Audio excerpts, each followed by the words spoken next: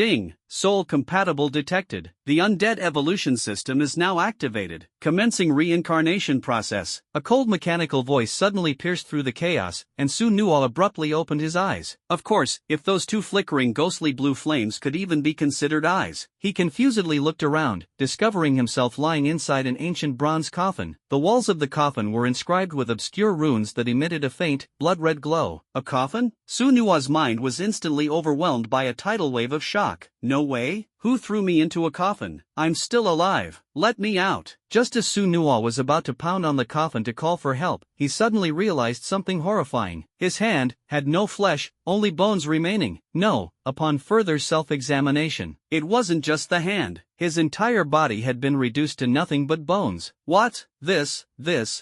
What is happening here? Could it be, he had been dead for so long he had turned into a skeleton? He struggled to recall his last memory, the rainy night delivering food, the blinding car headlights, the excruciating pain, and then, here he was now. But what was his current state supposed to be? A digital life form? Electronic ashes? Welcome, host, to the undead evolution system. Current form, F-rank skeleton soldier. Next stage evolution, E-rank skeleton warrior. Strength, 10. Defense, 10. Agility, 10. Mentality, 10. Innate skill, infinite devouring. Absorb the death essence of hunted creatures to acquire portions of their attributes, skills, and evolution energy. Evolution task, hunt 10 F-rank undead creatures, 0 out of 10. Note, all creatures originating from dungeon rifts, regardless of form or race, are fundamentally driven by undead/necromantic energy. Undead Vault, 3 sealed divine artifacts detected and linked. The first artifact unlocks upon reaching E-rank. Infinite devouring? Isn't this straight out of those overpowered protagonist novels? The ghostly flames in Su Nuo's eye sockets flickered as the system interface clearly appeared before him. So, he really was dead, huh? But, this evolution system, did it mean there was still hope for him? A chance to come back to life? The problem was, he was currently trapped in this coffin. How was he supposed to evolve? He couldn't possibly level up through meditation, could he? Just then, a trembling female voice, laced with sobs, came faintly from outside the coffin. Please, I'm begging you. It has to be a powerful contract beast. Mom's still in the ICU, waiting for me to earn the scholarship money to save her. Dad is still missing in the dungeon, waiting for me to become stronger and rescue him. The voice trembled violently, as if the girl was using every ounce of her strength to pray. Su Nuo peered through the gaps in the coffin lid. A massive holographic projection hovered over the central plaza, continuously broadcasting world news. In the Dragon Nation, the SSS-rank Necromancer Royal Dominion solo cleared the SSS-rank dungeon Kunlun Abyss, ending the 33-day-long Red Moon Crisis. In Korea, the SS-rank Ghost-faced priest wielded the banner of 10,000 souls to suppress the Busan Rift, turning 100,000 civilians into undead. In the European Union, the SSS-rank Lunar Apostle Artemis used her moon god arrow to pierce the Norwegian trench, temporarily freezing the SS-rank dungeon Cthulhu's Slumber. In Japan, the SS-rank Yachi priestess Amaterasu Chihaya summoned the shadow of Yachi Orochi to annihilate 1,000,000 undead tide, including 3 S-rank skeletal dragons, in Tokyo Bay. Seeing these awe-inspiring headlines, Su Nuo sharply realized, this seemed to be a world rife with mutations, where the strong ruled supreme. And from the looks of it, undead creatures were not uncommon in this world? The next moment, his gaze was drawn to the center of the ritual circle, where a stunning black-haired girl knelt. Her hands were clasped together, and tears fell onto the glowing runes, sparking faint bursts of spiritual light. Around her, students pointed and whispered, many with schadenfreude written all over their faces. That beauty Sulei is really out of luck this time. Such a powerful talent, but she awakened as a contract master, a profession that's both money-burning and luck-dependent. Yeah, I heard her mom doesn't have much time left and needs a genetic potion to survive. But those things cost a sky-high price, 5 million. Such a beautiful girl, yet her life is so miserable. Her dad's probably dead in a dungeon, her mom needs exorbitant medical expenses every day, and everything at home falls on her shoulders. Heh, if only she was smarter and agreed to young Master Wang's offer to be his mistress, wouldn't her mom's medical expenses have been taken care of ages ago? Hey, do you think this coffin looks so eerie because it's an ancient emperor's tomb? Ah, maybe it's a mummy inside. Su Nuo's heart trembled. So, this world was fraught with danger, and survival hinged on becoming stronger. And he, now a skeleton, possessed the ability of infinite devouring. Could this not be the start of a grand comeback? There was no way he would stay trapped in this coffin. Mocking voices poured in like a tide, and the school beauty Sulei's face grew even paler, her tears brimming on the verge of falling. A flame of determination ignited in her heart. This would never be her fate. In 2026, human civilization welcomed its most absurd apocalypse. It wasn't nuclear war or a plague, it was a game called Endless Killing Machine that devoured reality, descending like a nightmare. When the first digital rift tore through the sky, people mistook it for an aurora, innocent and unaware. Until countless dimensional rifts appeared across the globe, from F-rank dungeons like the Slime Nest to the SSS-rank Abyssal Forbidden Zone that consumed the entire Pacific Ocean. Humanity was terrified to realize the world's rules had been rewritten, and an inescapable destiny was closing in. In this maddened new world, every human who turned 18 would awaken a class and become a warrior in the fight for survival. The class levels were ranked as follows: Common, 70%, Elite, 20%, Rare, 9.9999%, Epic, 0.00009%, Legendary, 0.00001%. Suli, the genius school beauty of Luolong Academy, was the dream girl of countless boys, embodying both beauty and brains. But at this moment, all she felt was helplessness and ridicule. The good news is, I awakened a legendary class profession. She forced a faint smile, though her heart was heavy with bitterness. The bad news is, this legendary class is worse than a common class. Contract Master, a money-draining, high-risk legendary profession. In the eyes of others, it was a gamble. Win, and you could summon an ancient spirit and soar to greatness. Lose, and you might end up contracting a slime and ruin your life entirely. Her heart was filled with unease. Can I afford to gamble? Her hand instinctively touched the pocket on her chest, where a hospital bill for 36,000 yuan lay, a nightmare of the past few days. To save her mother, her father's house had been sold, the savings were drained, and she was drowning in debt. If today's summoning failed, how could she go on? And if she ended up contracting a money-guzzling beast, how could she afford to feed it, let alone grow stronger? Suli's slender shoulders trembled slightly, but in the next moment, a resolute light shone in her eyes. She couldn't fall. This family depended on her now. Taking a deep breath, she prepared to face the challenges of fate. Girl, don't panic. A voice, old yet steady, suddenly echoed. Suli looked up to see the headmaster, Lu Tianming, standing beside her without her noticing. His cloudy eyes glimmered with profound light. Patting her shoulder, Lu Tianming encouraged her, don't worry. As long as you summon a powerful contract beast, the academy will cover all of your training expenses. No matter how many resources you need, the academy will fully support you. And the 5 million needed for your mother's treatment will also be taken care of. Hope ignited in Suli's heart. Step by step, she approached the ancient bronze coffin, determination gleaming in her eyes. The creature within the coffin was her final hope. Oh heavens, please hear my humble prayer. With my blood, I summon your name. Her voice was firm and powerful, as if tearing through the shackles of fate. Come forth, my contractor. She bit the tip of her finger, and the instant her blood dripped onto the coffin. Crack! The bronze coffin began to tremble violently, and the ancient runes on its lid suddenly glowed with a scarlet light, as if responding to her call. The entire summoning platform started to shake intensely, the air thick with an overwhelming pressure, as though a mighty force was about to descend. This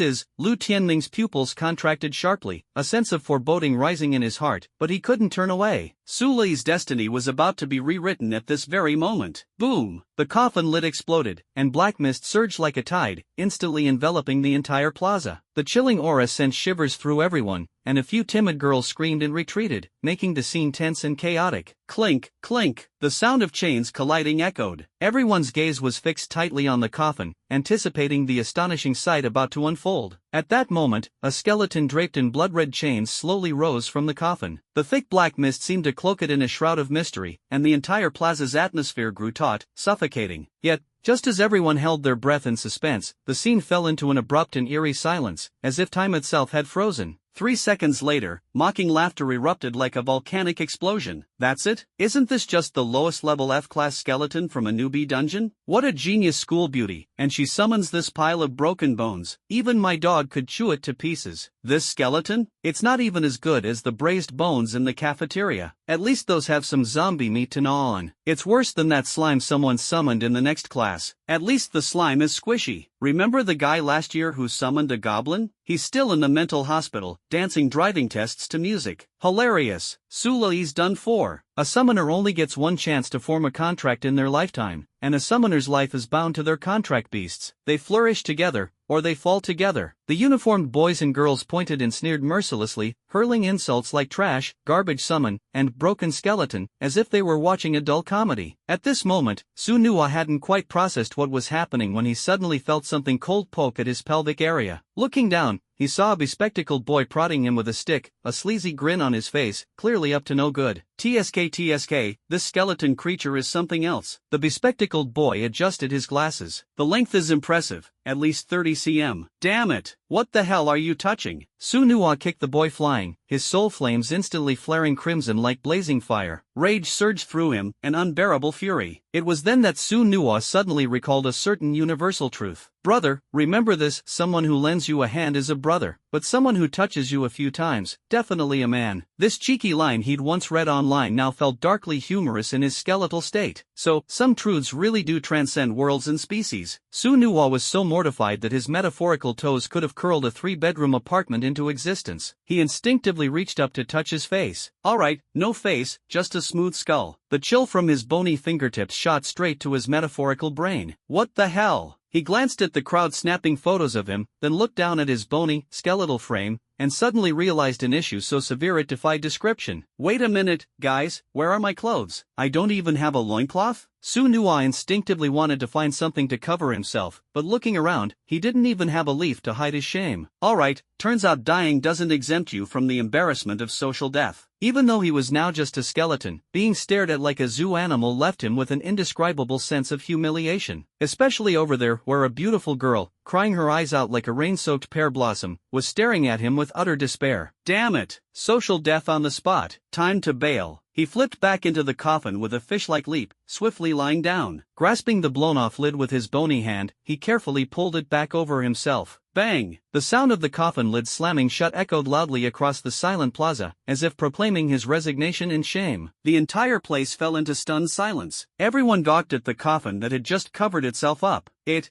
put itself back in? And it's shy? That trash skeleton soldier's turned into a spirit, hasn't it? It even has self-awareness. This maneuver was beyond everyone's comprehension. Fully self-aware undead were rare, and such beings were usually at least A-class high-tier entities. Yet this trash skeleton soldier, no matter how you looked at it, it was just F-class. Headmaster Lu Tianming's white beard twitched violently. He had lived a long life, seen fire-breathing bone dragons and swearing zombies, but a shy skeleton soldier? This was a first. Sulei was completely dumbfounded as well. This skeleton creature seemed entirely different from the low-level one she'd encountered in beginner dungeons. Her tear-streaked face was full of confusion as she instinctively approached the coffin and gently knocked on its lid. Are you the contract beast I summoned? From within the coffin came the faint sound of bones creaking and grinding, as if Sunua were wrestling with some inner dilemma. A few seconds later, the coffin lid creaked open a crack. A skeletal hand reached out, pointing first at itself, then at Sulei, before making a sort of gesture with a resigned shrug. Put! Sulei broke into a smile through her tear-streaked eyes curving into crescent moons. This shy skeleton that could even use gestures was kind of cute. Inside the coffin, Sunua was gloomily drawing circles. When others transmigrate, they're either some overpowered dragon protagonist or a major villain. How did he end up as a socially anxious skeleton? This script is all wrong. He was brainstorming how to escape this creepy place. The next moment, the coffin lid was suddenly flung open. The pretty girl with red, tear-stained eyes was crouching by the coffin, her nose still tinged with a shade of pink from crying, resembling a pitiful little rabbit.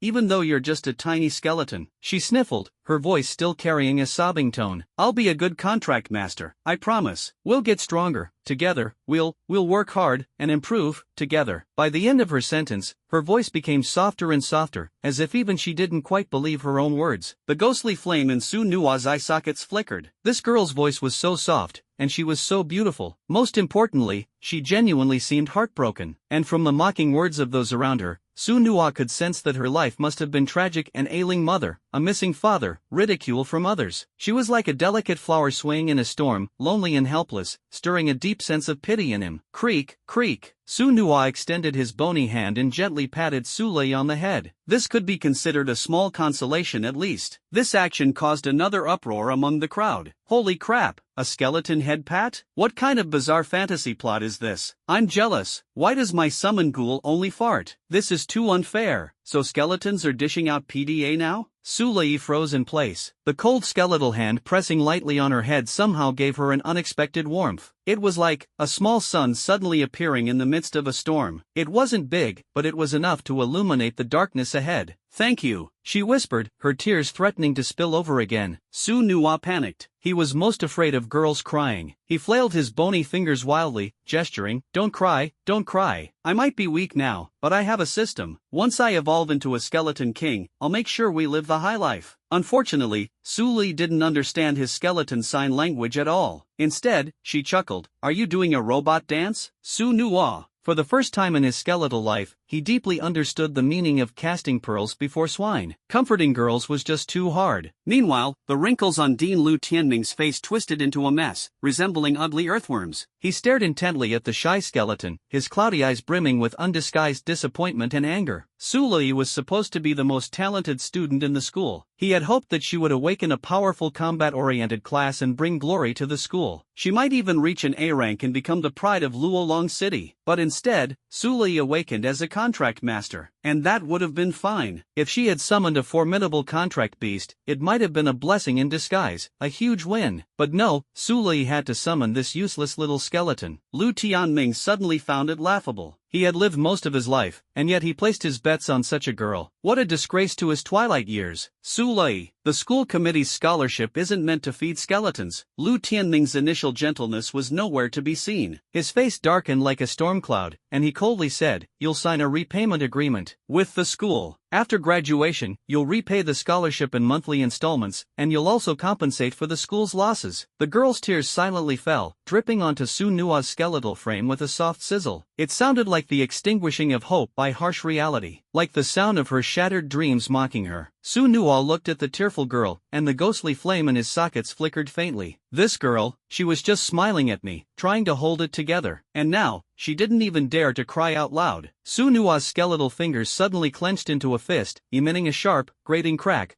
sound. But in the next moment, everyone froze. As Su Nua's fury ignited, the surrounding air seemed to grow heavy, and the ghostly flames on his skeletal form flared brighter, as though they were about to break free from all restraints. You look down on her, don't you? Su Nua's voice was low and powerful, like a roar echoing from the depths of hell. I'll prove to you all, she will never be a failure. In the skeleton's gaze lay an unyielding determination, as if even the god of death couldn't stop the future he envisioned with Su Li. Su Li's teardrop fell onto the skeletal frame, and it evaporated with a sharp sizzle, as if it had touched a red-hot branding iron. The next moment, something extraordinary happened. The ancient runes on the skeleton's surface suddenly emitted a dark red glow, like awakened blood vessels madly spreading across the bones. Ah! Before Su Li could react, she felt a cold energy surge from the skeleton, flowing through her fingertips and spreading throughout her entire body. Her vision darkened, and in a daze, fragmented scenes flashed before her eyes like a reel of shattered memories. A blood-red greatsword atop a shadowy throne, an army of the undead silently arrayed, and crimson banners fluttering in the void. Boom! A blood-red contract array erupted beneath their feet. 12 rune chains coiled around Su Li's delicate ankles like living snakes. At the same time, the skeletal frame of Su Nua was forcibly dragged into midair by the power of the array. Crack! Crack! Crack! 12 blood-red spikes materialized from the void and pierced through his ribcage, pinning him into a crucified T-shape in midair. Damn it! Forced bondage play? I was a delivery guy when I was alive, not an actor in some S&M flick. At that moment, a message appeared simultaneously in front of Su Nua and Su Li. As he struggled, blood-red text floated before the two of them. God-tier contract detected, Pact of the Undying Symbiosis. Clause 1, Shared life, if one dies, both perish. Clause 2, Synchronized evolution, both parties will progress together. Clause 3, Soul resonance, emotions and sensations will partially intertwine. Just transmigrated, haven't even figured out what's going on, and you want me to bind my life to some random girl? Su Nua felt like his skull was about to explode with rage. His bony fingers stabbed furiously at the reject button. Special notice, rejecting the contract will trigger soul burning. Su Nua, damn it, you might as well not have included a reject option. This is worse than a predatory contract. Su Li, stop spacing out. Sign the contract now. Lu Tianming's voice snapped Su Li out of her daze. From the moment a summoner initiates the call, their fate is tied to the summoned entity. If you don't sign the contract in time, the backlash will kill you. Even if it's a trash skeleton, it's better than being killed by backlash. You mustn't die. Remember to go to the Academy's finance office and sign the repayment agreement after this. No skipping out on your debt. Su Li's thin frame trembled violently. She looked up at the skeleton pinned midair. The ghostly blue flames in its eye sockets burned quietly, carrying an almost human-like anticipation. The surrounding students were already murmuring among themselves. So, in the end, she's going to contract with an F-rank skeleton? There's no choice. A summoner only gets one chance to summon in their lifetime. Whatever is summoned must be contracted, or they'll die from the backlash. It's an iron rule. I heard that once the contract is signed, it's set in stone and irreversible unless one party dies completely. Suli bit down hard on her lip, her lips turning white from the pressure. Bound by the rune chains on her ankles, she could only struggle to look up at the figure in midair. She knew the importance of the contract and understood that once signed, her life would be tightly bound to this seemingly fragile skeleton. But just then, the skeleton in midair suddenly struggled. One of its pinned bony arms moved slightly, its skeletal finger trembling as it pointed toward her. Then, with great difficulty, it made a question mark gesture, though the movement was awkward and stiff due to its restraints. Suli was momentarily stunned but quickly understood. Are you asking if I'm willing to sign the contract with you? Sunua nodded, the ghostly flames in his eye sockets flickering faintly. Sunua didn't want to, but there was no choice. If he refused, both of them would die. Might as well take a gamble with this campus beauty. Risk it all, you never know. A bicycle could turn into a motorcycle. This scene caused another uproar among the crowd. This skeleton has intelligence? It can get shy and even ask questions? Could it be a mutated type? Even if it's mutated, it's still an F-rank piece of trash. Lu Tianming impatiently urged, what's taking so long? Use your blood to sign it already. The contract is hanging by a thread, and the backlash could kill you at any moment. Suli took a deep breath, her gaze firm as she looked at the blood-red contract mark floating midair. She focused her will, bit her fingertip until it bled, and raised her hand with effort, pressing it firmly against the glowing contract mark. Click! The moment her blood merged with the mark, the light flared. Whoosh! Crack! At the instant Suli's fingertip touched and offered her blood to complete the signing gesture. The 12 blood-red spikes and binding chains restraining Sunua shattered and disintegrated like ice shards. At the same time, the rune chains wrapped around Suli's ankles broke apart inch by inch, vanishing. Ah! Sunua lost all his support and fell straight out of the air, crashing heavily back into the old, shabby coffin with a loud bang, scattering his skeletal frame into a chaotic heap. Ow, damn it, I fell apart. Sunua groaned as he painstakingly reassembled himself, propping himself up on the edge of the coffin to sit up. At least, he could move again. Getting tied up was way too. Suli, now free from the chains, wobbled but managed to steady herself. She walked over to the coffin, crouched down, and looked directly at the disheveled skeleton sitting inside. The ghostly flames in Sunua's sockets seemed a bit dazed. I'm sorry. Her voice was soft, tinged with guilt. Are you okay? Sunua regained his composure and rotated his neck bones with a crackling sound, indicating he was fine. Then, suddenly, he raised his skeletal hand and lightly touched Suli's blood-stained wrist. Looking at him, Suli thought of the contract now sealed and the hardships that lay ahead. With a touch of sorrow, she said, my family is very poor. My mother is waiting for money for her treatment, and my father disappeared in a dungeon. I'm the only hope for my family. I don't have money to raise you, no money to buy those expensive growth potions for you. I might not even be able to afford the cheapest bone powder for you. Suli's tear-filled eyes lifted, revealing a broken, despairing smile. Think it through. If you're unwilling, we don't have to sign the contract. Dying from the backlash, maybe it's better for everyone. Clack, clack, clack, clack. Sunua's skeletal frame suddenly shook violently, making a sound like popping beans. What the hell? No way. This girl wants to drag me down with her? You want to die, but I don't. I'm a transmigrator with a devouring system. My destiny is to sweep through the world and dominate. With that thought, Sunua sprang out of the coffin with a flawless kip-up. His bony hand gestured frantically, pointing at himself, thumping his ribcage, and finally striking a bodybuilder pose. I have a system. I can devour and evolve. Poverty? Who cares? I'll make sure you live the high life. And then, under the stupefied gazes of everyone present, tap. Sunua's cold, bony finger gently brushed against the girl's cheek, wiping away her tear streak. Sunua was clearly a lifeless entity, his hand merely a frigid skeleton, yet Suli felt a strange warmth spreading from the point of contact. Do you really want to become my contracted beast? She asked softly, her voice tinged with uncertainty. Sunua nodded firmly without hesitation, then raised a hand to point at the blood-colored contract formation floating between them, already imprinted with Suli's blood mark. Suli had signed the contract. It was now Sunua's turn as the contracted beast to confirm. Around them, the mocking laughter of other students echoed. Ha ha ha, a skeleton signing? Can it even write? Don't make me laugh. If it can sign, I'll eat the awakening platform right now. It probably doesn't even know its own name, and yet it dreams of forming a contract? Maybe it'll draw a bone as its signature. Su Nua's skeletal frame rattled with anger, his soul flames turning a furious crimson. Just wait until I evolve, I'll make skeleton soldiers out of every last one of you. But just as Su Nua's bony finger touched the contract formation, boom! The blood-colored runes suddenly surged, twisting in the air to form 6 menacing words: Death Sovereign Su Nua. The entire plaza erupted into chaos, with everyone craning their necks to stare at the words. Even Lu Tianming's white beard shot up 3 inches in shock. DEA. Death Sovereign, a student stammered, repeating the words. Holy crap, this skeleton really has a name? And it dares to call itself sovereign? An F-class skeleton acting all high and mighty. Hilarious, I bet it can't even beat a slime from the beginner's village. A holographic screen suddenly popped up, displaying data. Contracted entity, Su Nua. Race, undead. Level, F. Attribute, none. Potential, innate skills? Ha ha ha. Both potential and skills are triple question marks? Even the system can't be bothered to evaluate this trash. This thing is so bad, even the system despises it. Summoning a defective product, Su School Bell should buy a lottery ticket. Su Nua's skeletal frame rattled furiously, his bony joints squeezing tightly, nearly cracking from the pressure. He suddenly pointed at the group of mocking students and raised a middle finger with his skeletal hand. Put! The skeleton's flipping us off. It's mad, it's mad. The pile of bones got triggered. Amid the laughter, Su Lei suddenly clasped Su Nua's bony hand. Her palm was cold yet soft, trembling slightly. Su Nua. She softly murmured his name, a glimmer of light returning to her swollen, tear-filled eyes. Making promises, what a fitting name. It was the first genuine smile she had shown that day. Though her eyes were still wet with tears, there was a fragile beauty in her expression. From now on, we are partners. Her voice was resolute, as if paving the way for their shared future. The contract is sealed until the end of the world. I responded, a surge of passion igniting within me. This is the promise I make to you. Her gaze sparkled, exuding an unshakable determination. In that warm moment, Su Nua's soul flames suddenly froze. His skeletal frame remained in its comical pose, flipping the middle finger, but the ghostly flames in his eye sockets gradually transformed into heart shapes, seemingly in response to this newfound bond. This girl, she's struggling so much herself, yet she's still comforting me. A wave of emotion stirred in my heart. Perhaps, at that moment, a profound bond formed between Su Nua and this delicate yet steadfast girl. A connection indescribable, inexplicable, as if fate's threads had tightly intertwined their destinies. But just then, a pillar of golden light erupted from the other end of the plaza. An overwhelming surge of energy swept across like a raging tide. The instruments in the testing grounds blared out piercing alarms, warning of the impending crisis. All eyes were instantly drawn to this extraordinary spectacle, as if time itself had frozen. A suffocating tension filled the air. Look, it's young Master Wang Dao. A girl screamed excitedly, her voice brimming with admiration. Oh my god, such powerful energy waves, what profession did he awaken to? A boy next to her widened his eyes, his face a mixture of shock and envy. All eyes focused on the testing platform, where a young man stood proudly in a custom-made, high-grade combat suit. Pinned to his chest was a silver dragon fawn emblem, the symbol of Longya, the most powerful guild in Luolong City. However, the most striking sight was the dazzling violet rune floating above his head, epic class profession, Oracle. Holy crap, an oracle? The legendary top-tier epic profession capable of peering into the river of fate? This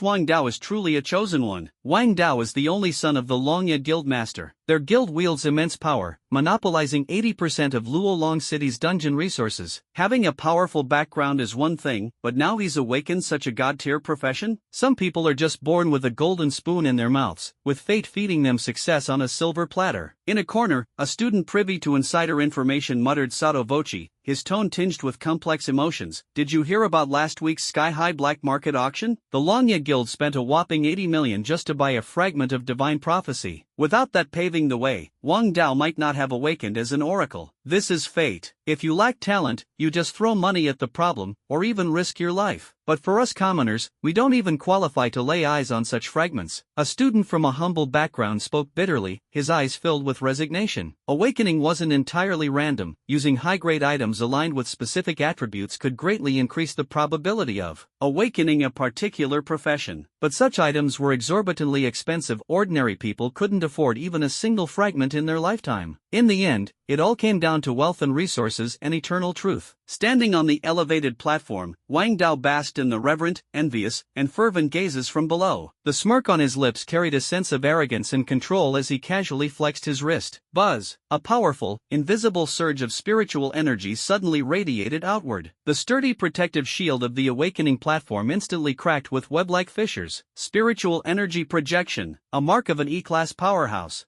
The crowd instinctively parted, as though moved by an invisible hand. Wang Dao strolled forward at a leisurely pace, for lackeys trailing closely behind him. Move aside. Can't you see young Master Wang is coming through? Are you deaf? Young Master Wang is here, get lost already. Dean Lu Tianming quickly stepped forward to greet him, his face plastered with a fawning smile, every wrinkle brimming with flattery. Young Master Wang has awakened a prophecy-based divine skill. At the very least, his future holds the rank of an A-class powerhouse. The Longya Guild truly has a bright successor. In this reality where the game had descended upon the world, guilds were powerful organizations outside of the official government. The Longya Guild, as the largest and strongest guild in Luolong City, commanded over 300 awakened members and held immense influence, practically ruling the city with an iron fist. Its guild master, Wang Tianlong, was the city's sole A-class powerhouse. 3 months ago, the footage of him solo clearing the A-rank dungeon lava hell was still being played in a loop on the giant screen in the city square. In contrast, impoverished students were still worrying about affording a basic strength potion. That murky liquid, stored in a low-quality glass tube, cost them an entire month's living expenses for just one vial. Meanwhile, Wang Dao, as the heir to the guild, had his strength built up with abundant resources. Since childhood, he drank potions worth a fortune daily, bathed in precious materials, and his bone density was 3 times that of an average person. Thus, as soon as Wang Dao awakened, he already possessed E-rank strength, far surpassing ordinary students who were still struggling at the F-rank threshold. This was the reality. Some people were born in Rome, while others were born beasts of burden. Wang Dao's lips curled into a cold smirk, and a gleam like a data stream flickered in his pupils, indicating a divine premonition. His gaze pierced through the crowd and locked directly onto Su Lei in the corner. Su Lei, he murmured softly, a hint of malice flashing in his eyes. Wang Dao had been interested in Su Lei for a long time, but she had always treated him with indifference, relying on her high talent. And now, having summoned a useless skeleton, what arrogance did she still have to maintain? Wang Dao strode over, his boots crushing the glowing spiritual crystals on the floor beneath him. He looked down at her from above. Su Lei, I heard your mother is dying? Su Lei's face turned pale, and her fingers clenched tightly. Wang Dao, this spoiled son of the Dragon Fawn Guild's president, had spent the past 3 months using every method imaginable to pursue her. From feigned gentlemanly gestures like gifting flowers, to blatant monetary temptations, from public declarations of love to private stalking and harassment. Each rejection stripped away a layer of the kindness he pretended to show, revealing the sinister face beneath. Just like now. Ha! Wang Dao let out a sneer through his nose, slowly pulling a black gold VIP card from the inner pocket of his custom combat uniform. Ding! The card landed on the marble floor at Su Lei's feet with a crisp sound. A virtual projection automatically expanded, crimson numbers dancing in the air. Balance: 666,666. Kneel. Wang Dao tapped the ground lightly with the toe of his boot, his voice laced with arrogant condescension. Lick my shoes clean and agree to be my bitch. He deliberately paused, savoring the sight of Su Lei's pale face. From now on, as long as you serve me well, your mother's medical expenses, I, the benevolent young master, will treat it like feeding a dog.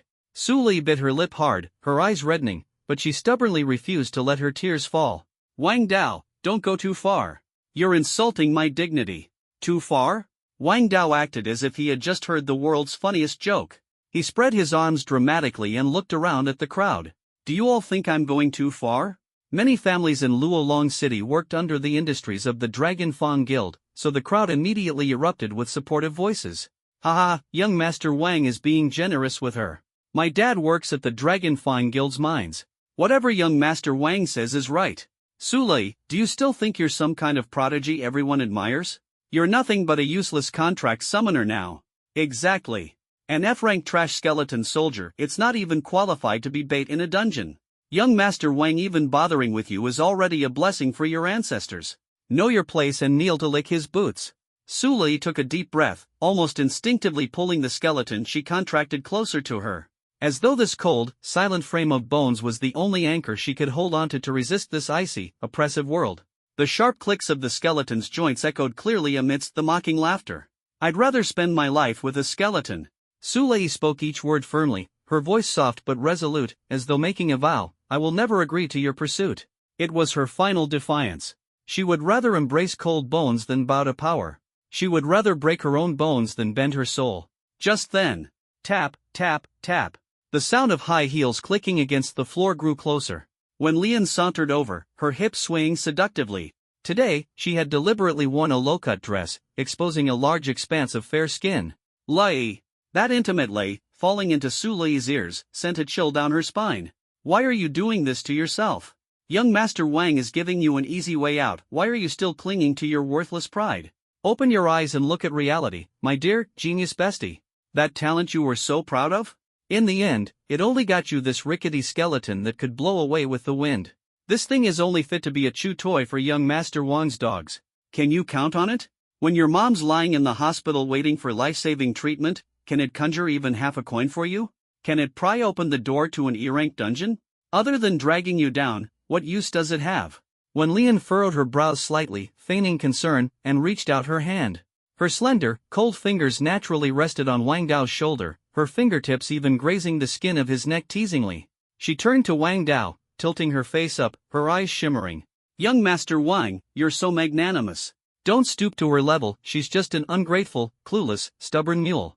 In an instant, Sulei trembled with anger, her blood surging to her head so quickly that her vision blurred.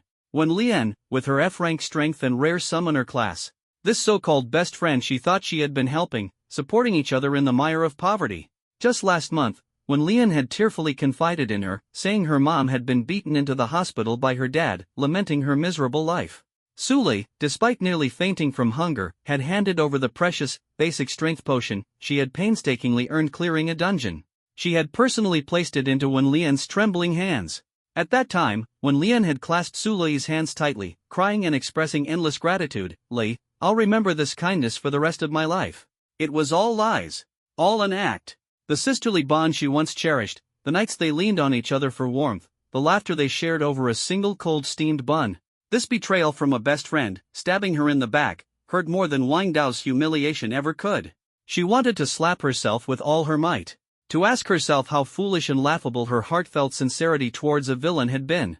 Fury burned in Su Lei's heart. She bit her lip, her voice trembling as she spat out, "Wen Lian, shut your mouth." "Oomph, I won't." Wen Lian retorted provocatively, letting out a cold snort.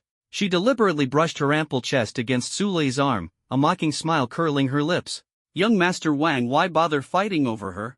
Just give her enough money to help her dirt-poor mom get by. And who knows, she might have already sold herself, body and soul.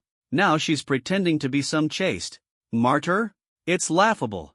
This performance of hers, isn't it exhausting? It's making me want to vomit. She's just holding out for a better price to bargain with you.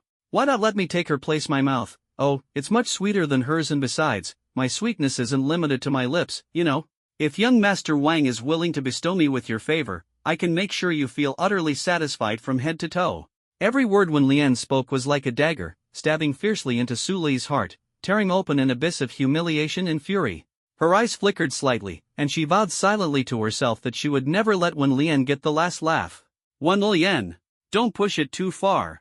Su Lei finally roared, her voice trembling yet filled with unyielding determination. She knew that to win in this cruel game, she could never back down. How could Wang Dao not understand Wen Lian's little schemes? Wen Lian, with her rare-class summoner profession, was inherently a money-burning role. Capturing summoned beasts always required throwing money around like water. Not to mention, every summoning consumed otherworld crystals worth thousands like they were nothing. Coming from a poor family with nothing to their name, if she wanted to change her fate, of course, her target would be him, the rich second-generation heir. Wang Dao was never one to refuse advances. As a top-tier rich second-generation heir, he grew up in an environment where he was the center of attention, never lacking girls throwing themselves at him. These girls went to great lengths, using every possible means to please him, all just for a fleeting moment of his favor. At this moment, looking at Su Lei's furious and humiliated face, his laughter boomed, filled with arrogance and smugness. He reached out and grabbed Wen Lian's chin with one hand, speaking teasingly, "All right, tonight the two of you can serve me together. Let me see which of you has the better skills, whose delicacy is more tender. Young Master Wang, I promise to serve you well tonight. When Lian twisted her waist like a snake, deliberately pulling down the neckline of her school uniform a little, her eyes brimming with seduction. Surely, I'll be better than some pretentious prude. She cast a provocative glance at Su Lei as she spoke, her fingers lightly tracing circles on Wang Dao's chest. Within Su Nua's hollow eye sockets, his ghostly flames flared up 3 inches tall in an instant. Damn it, this green TB*TCH dares to bully his master right in front of him? If it weren't for the fact that Su Nua was currently a skeleton soldier without vocal cords, he'd have cursed her out until she was drenched in verbal abuse. His skeletal hands creaked as he clenched them tightly, and he suddenly lunged forward like an arrow. Oh my, is the skeleton angry? When Lian exclaimed in an exaggeratedly delicate tone, but her hands moved quickly to form seals.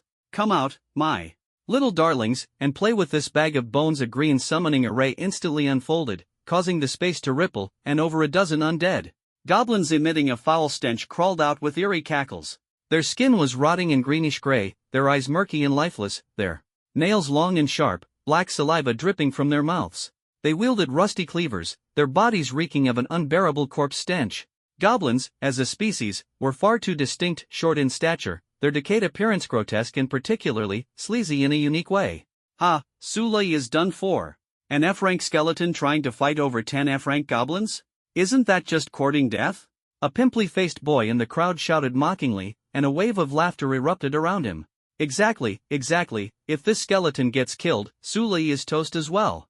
I say, she should just recall this skeleton back to the other world and run for her life. Maybe she could still save herself. The classmates' eyes were filled with schadenfreude. Hearing these words, Su Lei turned pale, her hands tightly gripping the hem of her clothes, her fingertips turning white from the force. She anxiously looked at Su Nua and shouted, Su Nua, come back quickly. You can't beat these goblins, I'll summon you back right now. As she spoke, she was about to use her contract skill to teleport Su Nua back to the other world. After all, as a newly awakened F-rank contract master, she hadn't even mastered the most basic contract skills. But Su Nua? The ghostly flames in his hollow eye sockets suddenly flickered wildly. The information about these goblins appeared before him. System alert, target for devouring found, undead creature, goblin species. Name, inferior undead goblin. Rank, F, undead. Strength, 3. Defense, 1. Agility, 3. Skill, basic combo, 2 consecutive attacks. Killing it grants strength +1. Su Nua's skeletal frame trembled slightly. Not out of fear, but excitement. A translucent task panel floated before his eyes. Beginner task, Path of Evolution. Objective, kill 10 F-rank undead creatures. Current progress, 0/10. Reward, evolve into E-rank skeleton warlord. To him, this was practically an evolution gift package delivered right to his doorstep. For his beginner task to evolve into an E-rank skeleton warlord, he only needed to kill 10 F-rank undead creatures. And now, here were over a dozen of them. Talk about divine providence. Before Su Lei could react, Su Nua had already shot forward like an arrow, diving headfirst into the goblin horde. These goblins, who had been drooling and brandishing their rusty cleavers, ready to enjoy this feast, were momentarily stunned by Su Nua's sudden charge. Clearly, these green-skinned, ugly monsters hadn't expected this bag of bones to take the initiative to attack. The 3 goblins at the front froze for a moment. But Su Nua wasn't about to give them time to react. He locked onto one goblin, grabbing its wrist, the one holding the cleaver, with his bony hand and twisting it forcefully. A crisp crack sounded as the goblin's wrist was snapped, and the cleaver fell to the ground. Su Nua swiftly picked up the cleaver. Weapon acquired, rusty undead cleaver, imbued with undying resentment. Attack +2. Slight corrosion effect. Durability, 5/10. The ghostly flames in Su Nua's eye sockets flared as he swung the cleaver straight at the goblin's neck. Crack! With the first strike, the goblin in front of him was split in half from head to toe. Thick, black-green blood sprayed out, forming a mist filled with an unbearable corpse stench. Devour activated. F-rank goblin killed X1. Strength +1. Talent Devour activated, skill acquired, basic combo. What the hell? This skeleton soldier was something else. The crowd watching was collectively dumbfounded. Su Nua didn't pause, swinging the cleaver with fierce momentum. Though he was just a skeleton, the 10 initial points of strength granted by the system were no joke. Compared to him, the goblin's attributes were absolute trash. Ga ga ga. The remaining goblins screeched as they charged toward him. The ghostly flames in Sunua's eye sockets suddenly surged. He used the newly acquired basic combo skill. Whoosh! Whoosh! Whoosh! The rusty cleaver traced 3 perfect arcs in the air, each slice precisely cutting through the throat of a goblin. 3 grotesque heads flew simultaneously. Combo activated. F-rank goblins killed X3. Strength +3. Exclamations erupted from the crowd. What the hell? How did this skeleton suddenly learn the goblin's combo skill? When Lian's face turned ashen, she shrieked, "Trash! All of you, attack together!" 5 goblins lunged at Sunua from different directions, their rusty cleavers slashing toward him simultaneously. Sunua slightly lowered his skeletal frame, suddenly sliding forward with a nimble step, narrowly dodging all the attacks. The cleaver in his hand spun gracefully, flashing coldly in the sunlight. Thud! 3 muffled sounds followed as the cleaver pierced through the throats of 3 goblins, the blade tip emerging from the back of their necks. Suno's movements were so swift they were almost invisible, leaving only 3 flashes of silver light streaking through the air. Combo activated. Killed F-rank goblin X3. Strength +3. Combo mastery improved. Evolved to intermediate combo, 3 consecutive attacks. The remaining 2 goblins finally realized the dire situation and turned around to flee. Suno weighed the kitchen knife in his hand, then suddenly hurled it with full force. Thud! The knife struck precisely into the back of one fleeing goblin, pinning it to the ground. The goblin twitched a few times before becoming motionless. Killed F-rank goblin X1. Strength +1. The last goblin had only managed to take 3 steps before it felt a cold, bony hand rest on its shoulder. Terrified, it turned around, only to meet the flickering ghostly flames in Suno's eye sockets. Suno's speed was 10, while the goblin's was only 3, there was no way it could outrun him. Crack! Suno's skeletal hand gave a slight twist, and the goblin's neck limply slumped over. Killed F-rank goblin X1. Strength +1. In an instant, the entire plaza fell silent. Everyone stared in shock at the skeleton that had wreaked such havoc, as well as the mangled goblin corpses strewn across the ground. This was supposed to be an F-rank skeleton soldier? When Lian's meticulously curled bangs were soaked with cold sweat, clinging to her contorted face filled with shock and terror. My goblin's stats clearly overpower any F-rank skeleton, she muttered to herself, disbelief filling her eyes. How could more than a dozen goblins fail to even scratch its bones? In the game settings of Endless Carnage, skeleton soldiers were the lowest-tier cannon fodder targets for beginners to practice on. Goblins, while also basic units, surpassed skeleton soldiers in base strength, agility, and ferocity by far. Yet now, her goblin army had been reduced to a heap of dismembered corpses, while the skeleton, meant to be mere fodder, exuded an unsettlingly terrifying aura that sent chills down her spine. Buzz! At that moment, a deep vibration of energy resonated from deep within Suno's bones. Ding! Mission complete. Initiating evolution program. Evolution progress, 12%.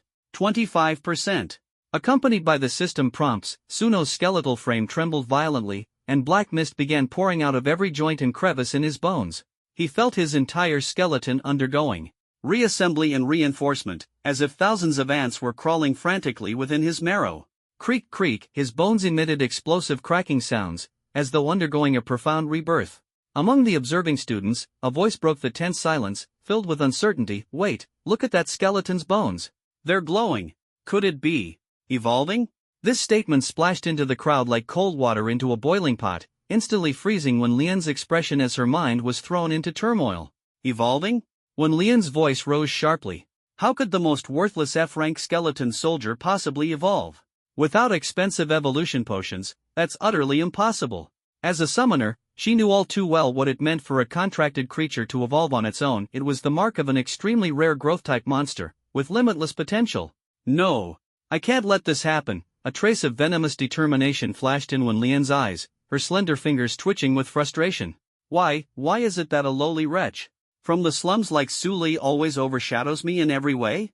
The skeleton you summoned is just trash, and yet it gets such a miraculous opportunity? Does my talent mean nothing? She suddenly pointed to the last goblin lurking in the shadows and screamed hysterically, "You fool!" While it's immobilized, tear that pile of useless bones to shreds. Now! Immediately! The goblin hiding in the shadows, hearing the command, suddenly pounced, its rusty dagger glinting faintly in the dim light as it stabbed towards Suno. At this moment, Suno was in the critical stage of evolution and completely unable to move. Suno! A slender figure suddenly lunged forward, spreading her arms to shield the skeleton. The dagger plunged into Su Lei's shoulder with a sickening thud, and blood immediately soaked her school uniform. Ugh! She fell to her knees in pain but clung tightly to the goblin's dagger. You won't hurt him. Blood dripped from her fingertips, pooling into a small puddle that reflected the flickering soul flames in the skeleton's eye sockets. Contract resonance exceeded threshold. Life link deeply activated. Soul bond formed. Through the searing pain, Su Lei suddenly saw the contract mark on her chest glow with an eerie blue light. A profound connection trembled deep within her soul. She could feel every bone in his body enduring furnace-like agony. She resonated with the overwhelming, reshaping force of evolution raging within Suno's core. She could even hear his anguished roar from the depths of his soul, struggling through boundless pain. Why would you take this strike for me? The sensation was so bizarre, as if an invisible thread tightly intertwined their fates. The thread, woven from Su Lei's blood and Suno's soul flames, was stronger than any contract. From this moment on, their joys and sorrows would be shared, their destinies interwoven. Meanwhile, Suno's soul was experiencing an upheaval like a tidal wave. Su Lei's pain surged into him like a flood, the sharp cold of the blade slicing through flesh, the sticky warmth of blood-soaking fabric, the stabbing ache with every breath tugging at the wound. These unfamiliar sensations caused his soul flames to nearly boil over. So this is what it feels like to be cared for, so warm, yet so painful. Suno's skeletal hand trembled violently as it reached toward the girl, but his throat could only emit rasping crack-crack sounds. He wanted so badly to call her name, to tell her. Su. Wan. Ching. At that moment, the goblin pulled out the dagger, ready to plunge it into Su Lei's heart. Boom! A pillar of pitch-black light suddenly shot into the sky. Under the horrified gazes of everyone present, Suno's height surged from 1.8 meters to 2.2 meters. His once grayish-white skeleton became enshrouded in a layer of jet-black bone armor, gleaming with a metallic luster. The bones of his right forearm extended and transformed into a 3-foot-long, deadly white bone blade. His spine protruded sharply, sprouting 6 razor-sharp bone spikes. The ghostly blue flames in his eye sockets turned into frightful blood-red infernos. Evolution complete. E-rank skeleton warlord. Strength, 60. Defense, 50. Agility, 50. Spirit, 50. New skill acquired, Bone Blade Storm, AoE attack. Next evolution stage, Skeleton Commander, unlocks speech ability, requires consumption of 100 E-rank undead. The skeleton soldier had evolved. Was this still the same F-rank trash? Skeletons could evolve? This was unheard of. As Suno completed his evolution into an E-rank skeleton warlord, Su Lei suddenly felt the contract mark on her chest grow warm. Contract feedback triggered. Host synchronizing evolution. This is, a holographic panel quietly unfolded before her. Name, Su Lei. Class, Summoner, Legendary. Level, F-rank E-rank. Strength, 15, plus 5. Defense, 18, plus 8. Agility, 20, plus 5. Spirit, 50, plus 40, substantial increase. Contract link deeply reinforced. Contracted creature, 1 of 1, Skeleton Warlord Suno.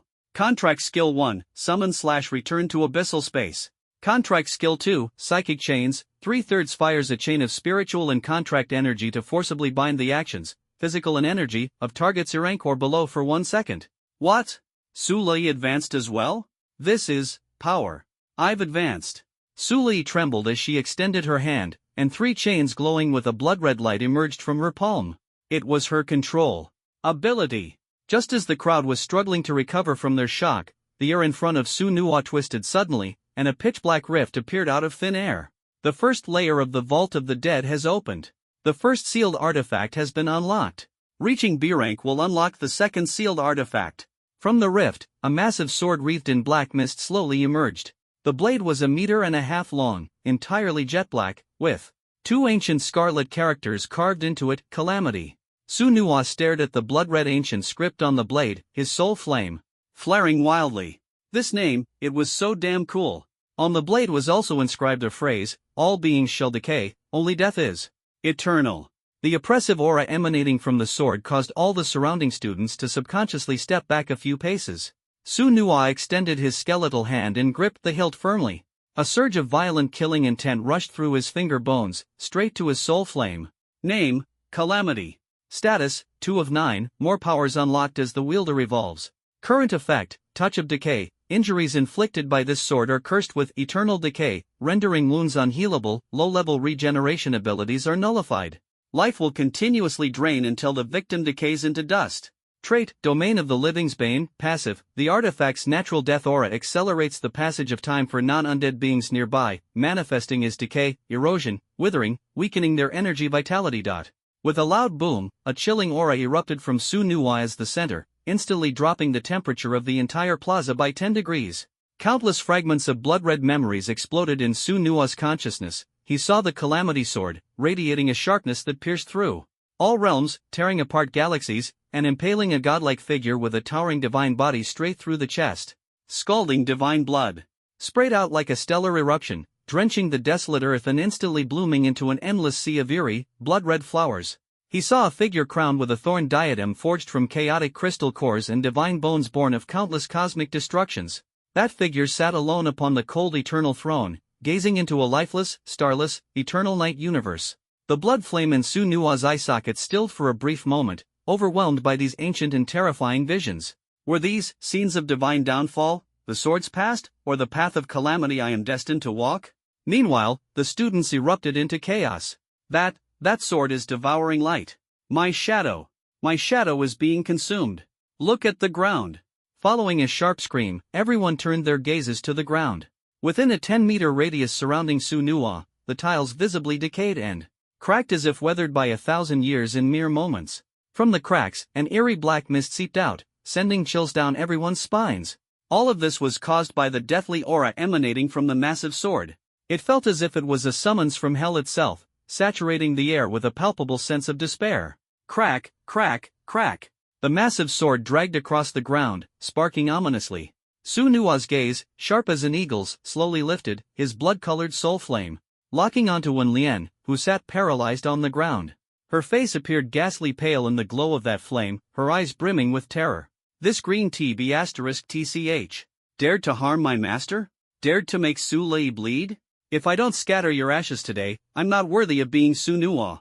Su Nuwa's skeletal hand gripped the sword hilt tightly, the tide of deathly aura surging as though it would drown her completely. His heart burned with boundless rage, as if it would transform into a blazing inferno, incinerating all obstacles in its path. And that spoiled brat Wang Dao dared to insult the ones I've sworn to protect? I'll show you the meaning of calamity. I'll teach you what true fear is. All her summoned creatures were slain. When Lian's heart was gripped with utter panic, the superiority she had painstakingly maintained crumbled in an instant, exposing the primal fear within her. After all, a summoner without their summons was like a beast stripped of its claws and fangs, utterly powerless, at the mercy of others. She was just a girl from the slums who had clawed her way to the top through sheer effort. The beautiful life she envisioned was just within reach. She absolutely could not die here. Young Master Wang. When Lian let out a shrill scream, like a frightened rabbit, hiding behind Wang Dao and clutching the hem of his coat tightly. This skeleton has gone mad. It's going to kill us. Wang Dao's face darkened like an impending storm. Though Wen Lian was nothing more than a plaything in his eyes, being humiliated by a skeleton in public was intolerable. Since when had Wang Dao ever feared anyone? Since when had the Longya Guild ever been looked down upon? Especially under the scrutinizing eyes of the onlookers, their stares like countless mirrors reflecting his crumbling dignity. In this world of survival of the fittest, a single show of weakness meant being trampled underfoot forever. Pathetic! Wang Dao shoved Wen Lian aside and pulled out a vial of golden liquid from his coat. The potion shimmered strangely under the sunlight, its contents swirling with blood-red threads. Blood Fury Potion. Effect, plus 20% to all attributes, lasting 30 minutes. Side effect, weakness for 12 hours post-use. This was a blood fury potion commonly traded on the black market, crafted by blending the essence of magical beasts with potent stimulants. It could elevate the attributes of any awakened individual below D rank by 20% for half an hour, valued at 100,000. After all, in this inescapable game of reality, levels and gold were the most naked truths. A mere mortal without stats wasn't even qualified to be an NPC. You either awaken talents strong enough to tear through fate or possess wealth sufficient to buy divinity. A mere trash skeleton dares to act arrogant in front of me? So what if you can evolve? A skeleton is still a skeleton, trash that can never change. In an instant, his eyes emitted a divine golden glow, and intricate runic patterns surfaced on his skin. This was the divine empowerment state unique to the oracle profession, granting the ability to glimpse the future briefly. He sneered at Su Nua with a voice laced with divine authority. Where the divine decree reaches, all fates are laid bare. Let me see your pitiful end. In his pupils, the river of destiny flowed, attempting to capture Su Nua's future trajectory, but the next second, his expression froze. In just an instant, the arrogance on Wang Dao's face solidified like an ice sculpture. His proud divine eyes, which should have seen the future as clearly as the lines on his palm, now revealed only chaos. Countless threads of fate twisted and snapped wildly. Scarlet light and dark deathly energy filled his vision like a tangled web. Su Nua's actions were completely unreadable. His heart surged with the tempestuous waves of faith collapsing. What's going on? My proud ability of foresight has already failed on its very first use? How is this even possible? The crimson soul flame in Suno's eye sockets flickered wildly, and the Calamity Greatsword dragged across the ground, leaving behind a trail of piercing sparks. With each step he took, the floor tiles beneath him decayed, as if death itself had descended. Crack, crack, crack. Suno's skeletal hand gripped the hilt of the sword tightly, producing crisp, unsettling sounds. Suddenly, he accelerated, the Calamity Greatsword slicing through the air with a shrill whistle, slashing straight toward Wang Dao's face. There was no elaborate technique in this strike, just a pure display of brute strength. Yet, with the power of the Calamity Greatsword, even the air itself was torn apart, leaving black cracks in its wake. Master, watch out! Wang Dao's lackeys screamed, terror flooding their hearts. Panicking, Wang Dao hurriedly activated the divine light shield on the necklace around his neck, and a golden barrier instantly unfolded. This was a life-saving artifact worth 50,000 credits, theoretically capable of withstanding the full-force strike of an E-rank powerhouse. Clang! The deafening sound of metal clashing made everyone's eardrums ache. The moment the Calamity Greatsword collided with the shield, a smug grin began to form on Wang Dao's lips, but it froze in the very next second. Crack! The divine light shield shattered like glass, scattering fragments everywhere. The residual force of Suno's sword energy did not diminish in the slightest, directly slicing through Wang Dao's advanced combat suit and leaving a deep, bone-revealing wound on his arm. From behind, Wen Lian suddenly let out a blood-curdling scream. Her left shoulder was grazed by the residual shockwave of the sword energy, tearing her school uniform and revealing the rapidly decaying wound beneath. Corrosion effect triggered. Wound healing speed minus 100%. Tissue necrosis speed plus 100%. Ah! My shoulder! Wen Lian collapsed to the ground, staring in horror as the flesh around her wound visibly rotted at an alarming pace. What the hell kind of weapon is this?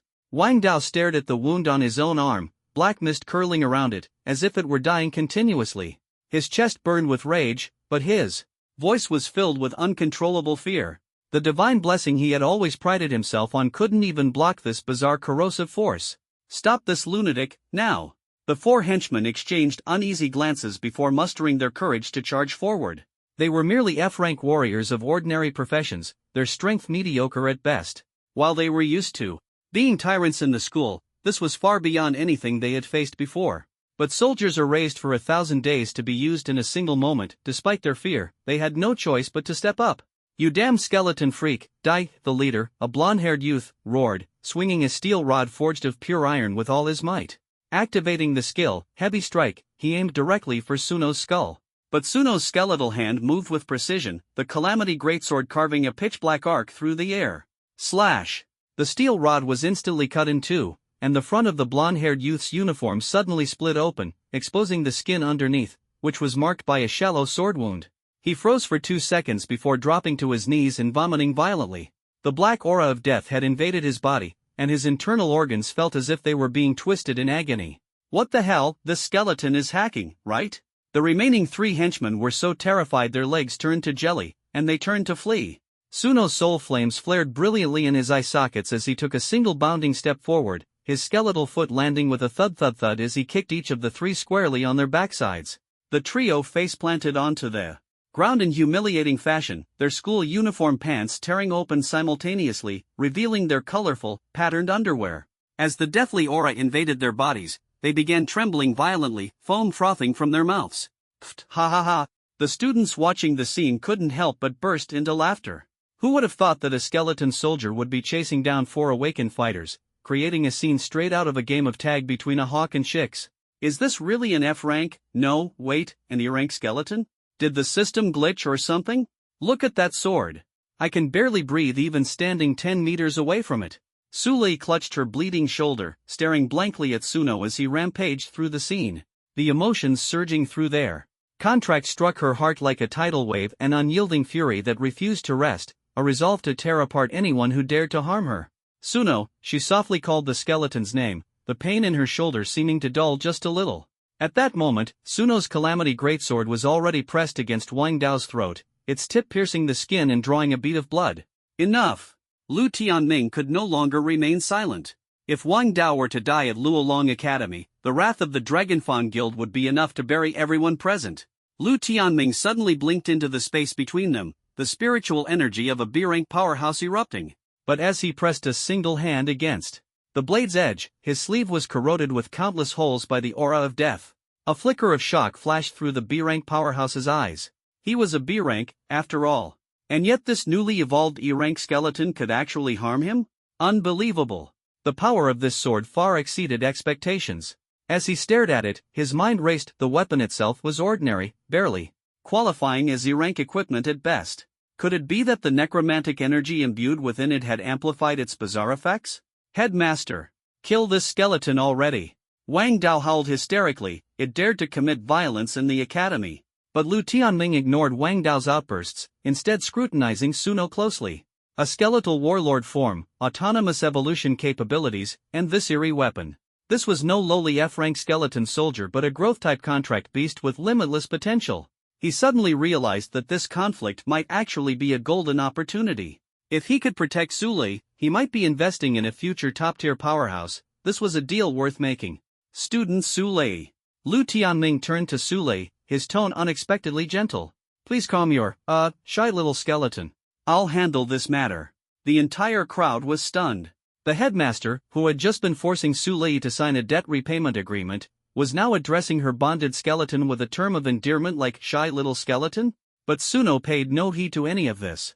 His mind was consumed by a single thought: leave no enemy alive. After all, mercy to an enemy was cruelty to oneself. Just as Suno raised his sword to strike again. Student Sule. Lu Tianming's voice carried an unprecedented severity. Control your contract, beast. Something's wrong with this skeleton's state. Sule bit her lip, remaining silent. She could clearly feel the overwhelming fury surging through their bond. The murderous intent emanating from Suno was almost tangible, a determination to utterly destroy anyone who had harmed her. Creak, creak. The grinding sound of Suno's neck bones was enough to make one's teeth ache as he raised the calamity greatsword once more, aiming it directly at the trembling forms of Wang Dao and Wen Lian. Lu Tianming's voice suddenly rose to a sharp pitch. Think of your mother. She's still in the hospital waiting for the money to save her life. The words struck Sule like a bucket of ice water, causing her to shudder as the image of her mother's pale face surfaced in her mind. The harsh reality of life had the cruel ability to shatter even the fiercest resolve. Yet, the fire burning within Sule's heart only grew fiercer. Her mother, lying, frail and helpless on the hospital bed, was a vulnerability she could never escape, but that same weakness had become the driving force behind her fearless determination. Wang Dao's father is an A-rank powerhouse, and the Wang family's Dragonfang Guild is a dominant force in Luolong City. This was no ordinary opponent, but Sule refused to let fear dictate her actions. Her eyes shone with unwavering resolve as she silently vowed to fight for a sliver of hope for her mother. If you tolerate that skeleton harming him today, forget about the scholarship, your whole family will suffer. The threatening words cut through the air like a blade, but she did not flinch. In her heart, she vowed not to let such intimidation influence her decisions. But the day after tomorrow. Her voice trembled slightly, yet it was resolute. At this critical moment, she had steeled herself for whatever lay ahead, no matter how difficult the road. Sule's heart ignited with determination. She would turn the tide against the odds and never bow to fate. Lu Tianming's tone suddenly shifted, and the aged face, etched with the lines of time, forced a gentle smile as if trying to mask the darkness within. His cloudy eyes lingered on the skeleton of Shinua, as though appraising a valuable treasure up for sale, his perfect stepping stone to rise higher. The day after tomorrow, the admissions instructors from Tianke Academy will arrive, he said in a low voice, his tone carrying a trace of malice. With the unique traits of this skeleton, as long as he catches the attention of Tianke Academy's instructors, getting admitted would mean limitless prospects for the future. He continued his temptation. Students of Tianke Academy receive annual resource subsidies worth tens of millions. With that money, buying gene-enhancing medicine would be effortless, and your mother could live a comfortable life. Lu Tianming's eyes gleamed, as if sweetening the pot even further. This enrollment selection will not only involve Tianke Academy but also 6 other top-tier institutions, such as the Donghai War Academy and the Northern Mage Academy, all of which will be sending their admissions teams. Even if unexpected situations occur during the selection, given the potential your skeleton has shown, the other academies' instructors would surely take notice and prioritize nurturing you. He grew increasingly excited, as though envisioning his own profits. If you can earn the full recognition of the admissions instructors during the selection, your mother's medical expenses will no longer be an issue. His words were sharp as daggers, piercing directly into Su Li's heart. Su Li clenched her fists so tightly that her knuckles turned white. She understood all too well the subtext of this old fox's words: back off now, and the future will be bright, keep resisting, and her family will be destroyed. The memory of her father's disappearing figure flashed in her mind, and her mother's suppressed coughs during chemotherapy haunted her like a nightmare. The weight of these memories bound her throat like chains, forcing her to swallow all her anger. Xu Nuo. Her voice trembled like a flickering candle in the breeze. She slowly extended her hand, her fingertips quivering with fear and rage, and gently wrapped them around Xu Nuo's cold, bony arm. The icy touch penetrated her palm, yet oddly, it brought her a sliver of comfort. Let's go home. Her voice was so soft it was almost inaudible, tears brimming in her eyes but stubbornly refusing to fall, as if resisting fate itself. The blood-red gleam on the catastrophe greatsword gradually dimmed, mirroring the extinguishing hope within her. Xu Nuo's soulfire flickered violently, sensing the trembling coming from the girl's palm. As an undead being, he was supposed to be immune to temperature, but this faint warmth felt as though it was searing his very soul. The blade of his sword needed only to move half an inch forward to permanently silence the scumbag who had bullied his master. However, the intense pulse from Su Li's soul contract acted like invisible chains, shackling his skeletal wrist. Xu Nuo turned his head to look at Su Li. Within the flames of his soul, he saw the girl's tear-filled eyes, a mix of grievance and defiance yet forced into submission. Crack! Xu Nuo's bony hand trembled slightly. He looked down at his own white fingers, where the warmth of Wang Dao's blood still lingered. In the end, he slowly lowered the greatsword in his hand. Damn it! Rage burned within him. If not for that old bastard Lu Tianming standing in the way, he would have chopped Wang Dao into tiny pieces. Pieces so small they wouldn't even be bigger than a fingernail. But reason held him back. Lu Tianming was a B-rank powerhouse, while he had only just evolved to E-rank. There was no chance of winning in a direct confrontation. Furthermore, if he killed this rich second-generation brat with a powerful family background in front of so many witnesses, Su Li's troubles would multiply endlessly. He couldn't let a moment of impulse ruin her entire life. This wasn't surrender, it was the calm before the storm. Good. Very good. Wang Dao's face twisted beyond recognition, his golden eyes bloodshot with rage, as though he might explode at any moment. His entire body trembled, and his expensive combat suit dripped with blood, making him appear like a rabid dog cornered and ready to lash out. Student Wang Dao. Lu Tianming stepped forward, his gray robe fluttering without wind, and the oppressive aura of a B-rank powerhouse surged like a tidal wave. The admissions instructors from Tianke Academy will be here soon. Until then, no one is allowed to provoke others privately. He glanced at Wang Dao with a meaningful gaze, his tone growing heavier. If anyone dares to violate the rules, I will report directly to Tianke Academy. You should understand that even the Longya Guild is nothing more than an ant in the eyes of Tianke Academy's representatives. Wang Dao's expression changed drastically, his fists clenching so tightly that his knuckles cracked. He understood all too well what Lu Tianming meant. Tianke Academy was one of the top institutions in the Dragon Nation, wielding immense power and housing countless elites. They could obliterate the Longya Guild on a whim. No matter how arrogant his father was, he wouldn't dare openly defy the Academy's rules. But how could Wang Dao swallow this humiliation? He didn't dare show his teeth to Lu Tianming, so he redirected all his anger toward Su Li. After all, the strong strike at the stronger, while the weak strike at the weaker. Wang Dao took a few steps forward before suddenly turning back, his eyes as sharp as blades. Su Li, do you think this is over? My father is an A-rank powerhouse. The influence of the Wang family in Luolong City is beyond your imagination. You, that damned skeleton of yours, and your wretched mother lying in the hospital, none of you will have peace. I will make you beg on your knees. I'll make your skeleton watch as its master grovels like a dog, wagging her tail for mercy. With that, he violently flung aside the blood-stained hem of his coat, as if trying to release all his fury, and strode away with determined steps. Young Master Wang, wait for me. When Lian hurried after him, not forgetting to turn back and shriek mockingly, Sule, a slum rat like you will never rise above your station. She seemed to have forgotten that she, too, had clawed her way out of the slums. The crowd parted like a tide, whispers rising and falling, creating an atmosphere both tense and fervent. Xunhua could clearly hear the murmurs around him, sensing the ripples in the air. That skeleton almost killed Wang Dao just now. It seems like it can even evolve. Sule might finally turn her life around. That skeleton doesn't seem ordinary. If the admissions instructors notice it, she'll hit the jackpot. Ugh, she'd be lucky to survive Wang Dao's revenge. That guy is known for being ruthless. Countless gazes bore into Sule, like spotlights shining on her. Some people stepped back in fear, others shook their heads in pity, while many remained indifferent, as though watching a street performance. The soul flame within Su Nua suddenly contracted to the size of a needlepoint. His pale, bony fingers gripped the hilt of the scourge greatsword tightly, while murderous intent surged in his heart like a raging tide. Wang Dao, that brute who bullied the weak with his power, and Wen Lian, that ungrateful and treacherous woman, they must pay the price.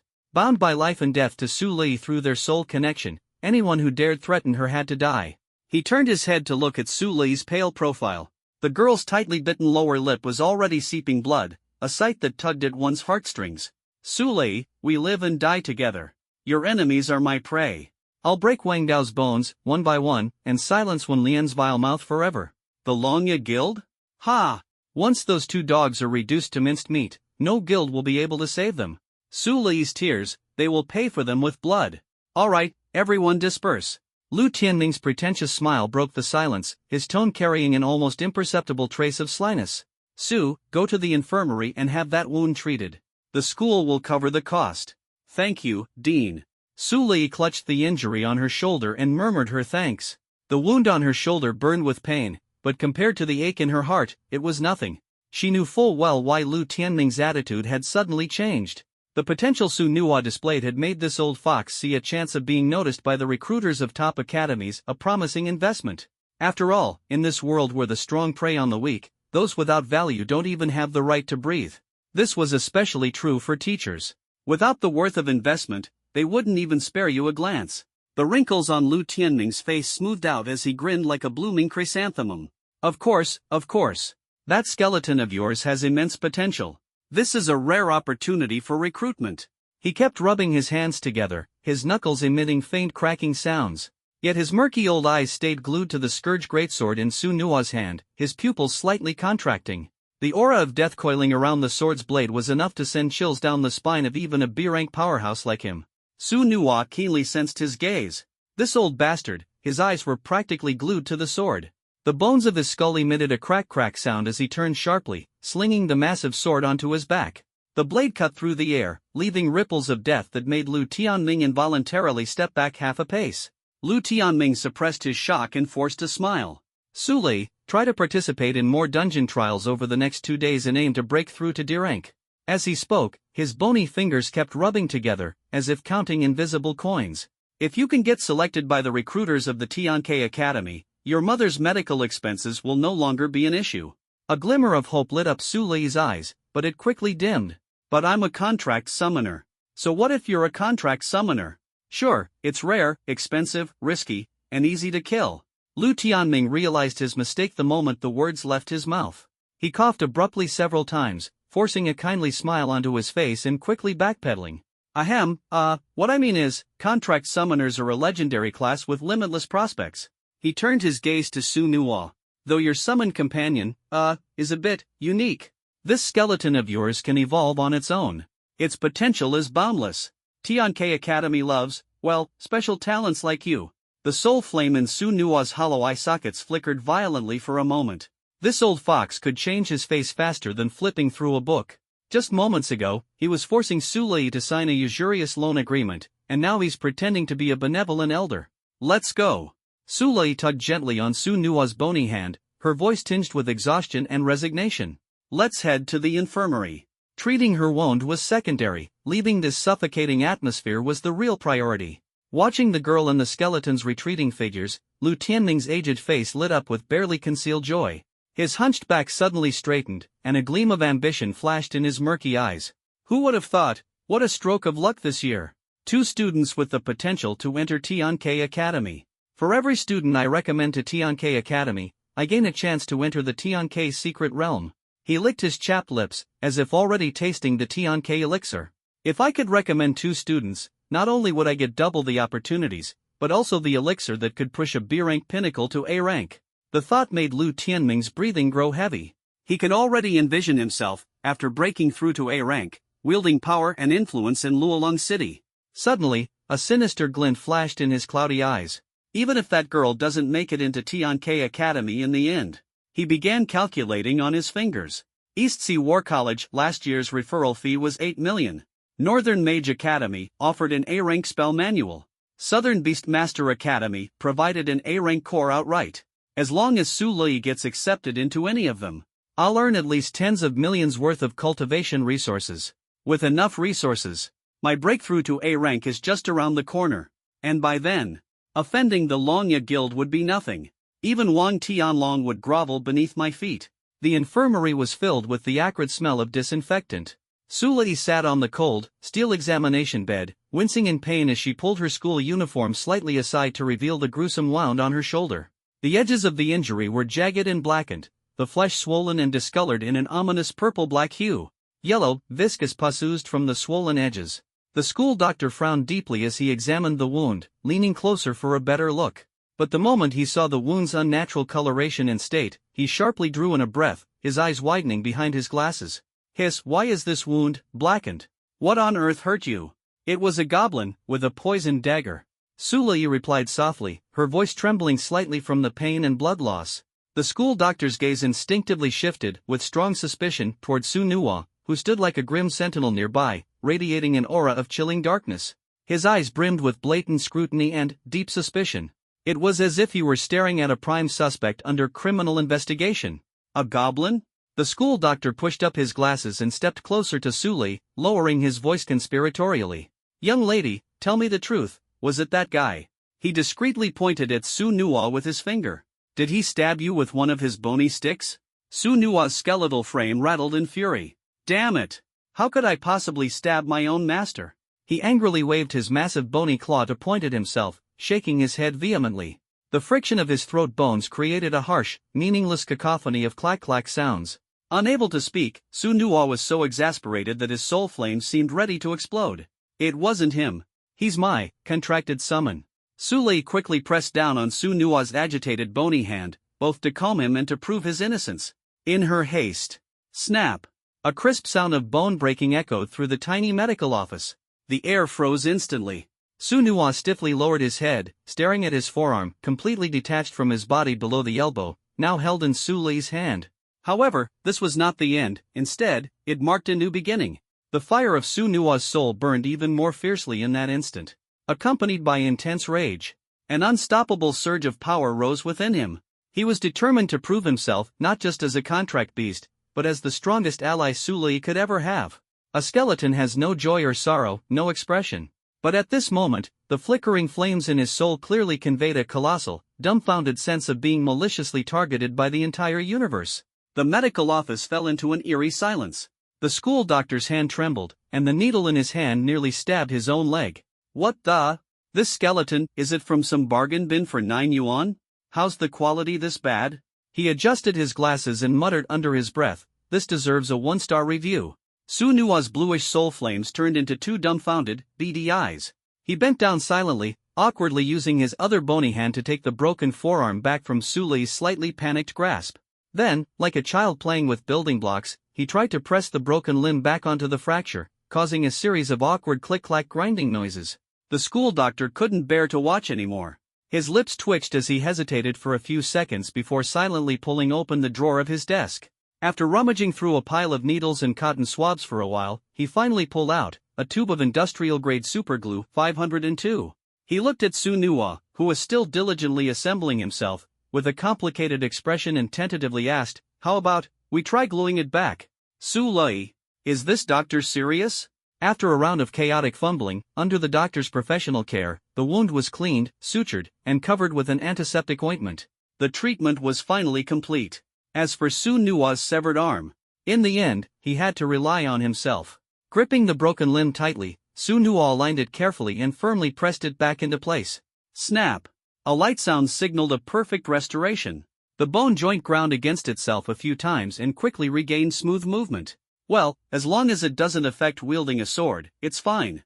Skeletons are truly amazing, they can reassemble themselves at will. Walking out of the medical office. The last traces of the setting sun, like molten gold, stretched their elongated shadows across the empty campus paths. Sulei glanced at her phone and gasped, "It's almost 5. I need to visit my mom at the hospital." She hesitated, turning to the towering skeleton beside her, her tone slightly coaxing, "Why don't you return to the contract space first?" Su Nuo frantically shook his massive skull, the flames in his eyes flashing desperately. His bony hand moved as fast as lightning, gripping the corner of Sulei's school uniform tightly. "Are you kidding me?" He had just transmigrated and hadn't even had a proper look at this world yet. At the very least, he wanted to explore this world's customs and taste its exotic delicacies. "Oh, wait, skeletons don't eat." "All right." Sulei sighed helplessly, "but you have to promise me not to point at people randomly." Su Nuo nodded vigorously like a chicken pecking at rice. At the school gates, Sulei waved down a taxi driver to Luolong Hospital. The driver, a middle-aged man with a face full of wrinkles, saw Sulei, a stunning, school beauty-level young lady, and rolled down the window with a beaming smile resembling a blooming flower. "Hello, beautiful la, holy crap." The moment he saw the over 2-meter-tall skeleton with flaming eye sockets behind her, his smile instantly wilted. A ghost. The driver slammed on the gas, and the car rocketed away like a missile, reenacting Fast and Furious. The tires screeched on the ground, leaving behind 2 black streaks of smoke. The rear door, flung shut by inertia, nearly caught Su Nuo's outstretched bony hand. Su Nuo tilted his skull, and a question mark floated out of his soul fire. The second taxi was even more dramatic. The driver, upon spotting them from afar, executed a flawless 180-degree drift on the spot. The tires carved 2 perfect arc-shaped black marks on the pavement as he sped away like an F1 race car in escape mode. "I'm driving living people, not dead ones. This job needs hazard pay. No, I'm not taking it even with extra pay." The driver's panicked screams faded into the wind. The third driver was more gutsy, or so it seemed until Su Nuo bent over to climb into the back seat. Crunch! The skeleton's pelvis got stuck in the car door frame. The driver, seeing this through the rearview mirror, stammered in a trembling voice, "Bro, can your skeleton frame fold up a bit?" Su Nuo silently flipped him the middle finger. The driver was on the verge of tears. "Miss, I just washed this car. If his bone fragments fall off everywhere, it'll be a pain to clean." In the end, after Sulei promised to pay double the fare plus emotional damages, the driver reluctantly agreed to take them. But he imposed one utterly discriminatory condition: Su Nuo had to ride in the trunk. This was blatant skeleton discrimination. Unacceptable. Sulei's cheeks puffed with anger, and she whispered to Su Nuo, "Let's find another car." However, what followed was even more surreal. The fourth driver took out a string of garlic. The fifth driver started playing Buddhist chants. The sixth driver outright knelt on the ground, trembling with fear. The most absurd was the seventh. He pulled out a Bible and began reciting exorcism prayers, his voice shaking as if he might pass out from fright at any moment. "Looks like we'll have to take the bus." Sulei sighed in exasperation, feeling utterly drained. What an ice-cold moment this was. At the bus stop, the crowd waiting for the bus scattered like startled birds the moment they saw the skeleton soldier. The scene resembled a zombie apocalypse, with one woman in high heels running so frantically that her heel snapped, leaving her in a pitiful state. Only one elderly lady, leaning on a cane, stayed behind due to her limited mobility. She trembled and asked, "Young man, your cosplay is quite convincing. Which anime convention are you from?" To show the friendly bond between humans and skeletons and spread love in the world, Su Nuo stepped forward, intending to help carry the old lady's shopping basket. However, the sight of his bony hand holding the basket made the granny realize Su Nuo was an actual skeleton. She screamed, tossing her cane aside, and bolted away faster than Usain Bolt, disappearing around the corner. Su Nuo glanced at the basket in his hand, then at his bony fingers, feeling utterly speechless. Am I really that scary? In the end, they finally flagged down a taxi driven by someone with nerves of steel. The driver was a burly man with a face full of scars, a thick gold chain around his neck that could leash a dog, and the words "life and death or nothing" tattooed on his arm. He looked like he had just walked out of a gangster movie. "Hop in, bro." The driver radiated boldness, completely unfazed by the skeleton soldier's presence. In fact, he seemed rather excited about it. Su Nuo and Sulei exchanged glances, silently breathing a sigh of relief. It seemed like today's adventure was just getting started. Get in. I'll take you. The driver slapped the car door with a bold grin, his face full of confidence. Anyone else seeing these things would be shaking like noodles, but not me. My wife is a D-class spiritual scholar. We run that blissful afterlife funeral home out in the west of the city. We even keep 3 ghouls as pets at home. Just last week, we got them pet licenses. Every weekend, I take them for a walk in Central Park. The way people turn their heads, TCH. He proudly shoved his phone in front of Su Lei's face, the screen almost touching her nose. Look, these are their ID photos. Aren't they just adorable? Su Lei resisted the urge to back away and took the phone with trembling fingers. On the screen, 3 pairs of crimson eyes stared directly at her, their razor-sharp fangs gleaming coldly under the flash. Her fingers quivered involuntarily, yet she forced a smile more grim than a sob. They're quite cute. Oh my god, this world is so insane that she wanted to buy a one-way ticket off Earth immediately. Hey, skeleton bro. The driver suddenly turned his head, his eyes sparkling with curiosity. Your bones are in great shape. What brand of bone polish do you use? My ghouls have been shedding bone dust like it's snowing. It's driving me nuts. The question was asked so casually, as though discussing car wax. The clearest sign of a world completely derailed was when absurdity became the norm. Bone polish? Maintenance?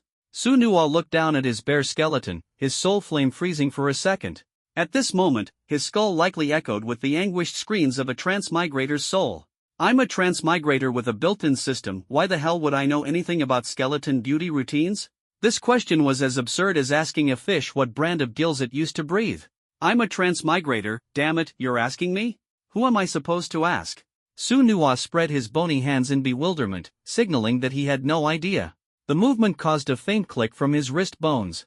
In the language of undead creatures, this was probably equivalent to a human's most awkward, hesitating cough. If skeletons could sweat, he'd be drenched in black lines by now. The driver grinned again. Ah, don't be so stiff, it's just a chat. My wife always says that undead creatures are just another form of life, so why should they be discriminated against? Su Nuo curiously observed the scenery outside the car window. The world outside was even wilder than he imagined. Towering skyscrapers were covered in vine-like mutated plants, with workers in protective suits using flamethrowers to clear them away. Street vendors shouted their wares, fresh minotaur ears. Brew them in wine for virility. Longevity guaranteed. Cures impotence for sure. At their stalls, piles of large, bloody, and furry ears lay stacked together. Occasionally, the shadows of double-headed eagles flitted across the sky. The world changed a long time ago. Su Lei explained to Su Nuo in a low voice. Ever since the merge of games and reality, monsters from various dungeons have been flooding into our world like Pandora's box being opened. Her slender finger pointed to a sewer opening outside the window, reinforced with heavy metal grates. See those places? They've all been outfitted with special protective nets to stop goblins from sneaking out in the middle of the night and hurting people. Su Nuo nodded, his soul flame flickering faintly. He noticed something squirming in the shadows of a street corner. Oh, that's a shadow worm. The driver glanced in the same direction and explained, just F-class garbage. They love hiding in sewers and trash piles. But don't worry, City Hall hires cleaners to spray holy water-infused mist into those spots every day, like pest control for cockroaches. The car crossed a large bridge, the river below glowing an eerie green. At the rancid-smelling riverbank, a group of raggedly cloaked figures stood in a strange circle, chanting incomprehensible incantations in low voices. Around them floated several ghostly blue flames, radiating a chilling aura like loyal sentinels. Those nutjobs from the Necromancer's Guild. The driver scoffed nonchalantly. Summoning water ghosts again to clean up the river pollution. Last month, someone left a sewer open, and a mutated fishman crawled out. It was vicious. Bit 3 joggers, almost ripped their guts out. The driver suddenly swerved sharply, avoiding a massive, slow-moving figure in the middle of the road. It was a towering, 3-meter-tall giant made of coarse rock. A bright yellow employee badge was stuck to its chest, Luolong City Sanitation Bureau employee number 013. The sight made Su Nuo's metaphorical heart race, as if he were thrust into a life-or-death adventure. In this monster-infested world, he had to stay vigilant to survive. Holding an oversized metal garbage clamp, Su Lei helplessly stared at a foul-smelling pile on the roadside that resembled a large magical creature's excrement. Her heart was full of frustration and resignation. Goddamn rock giant.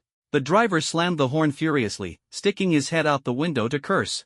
City Hall keeps over 20 of these things as cleaners, and they just stroll around wasting taxpayer money.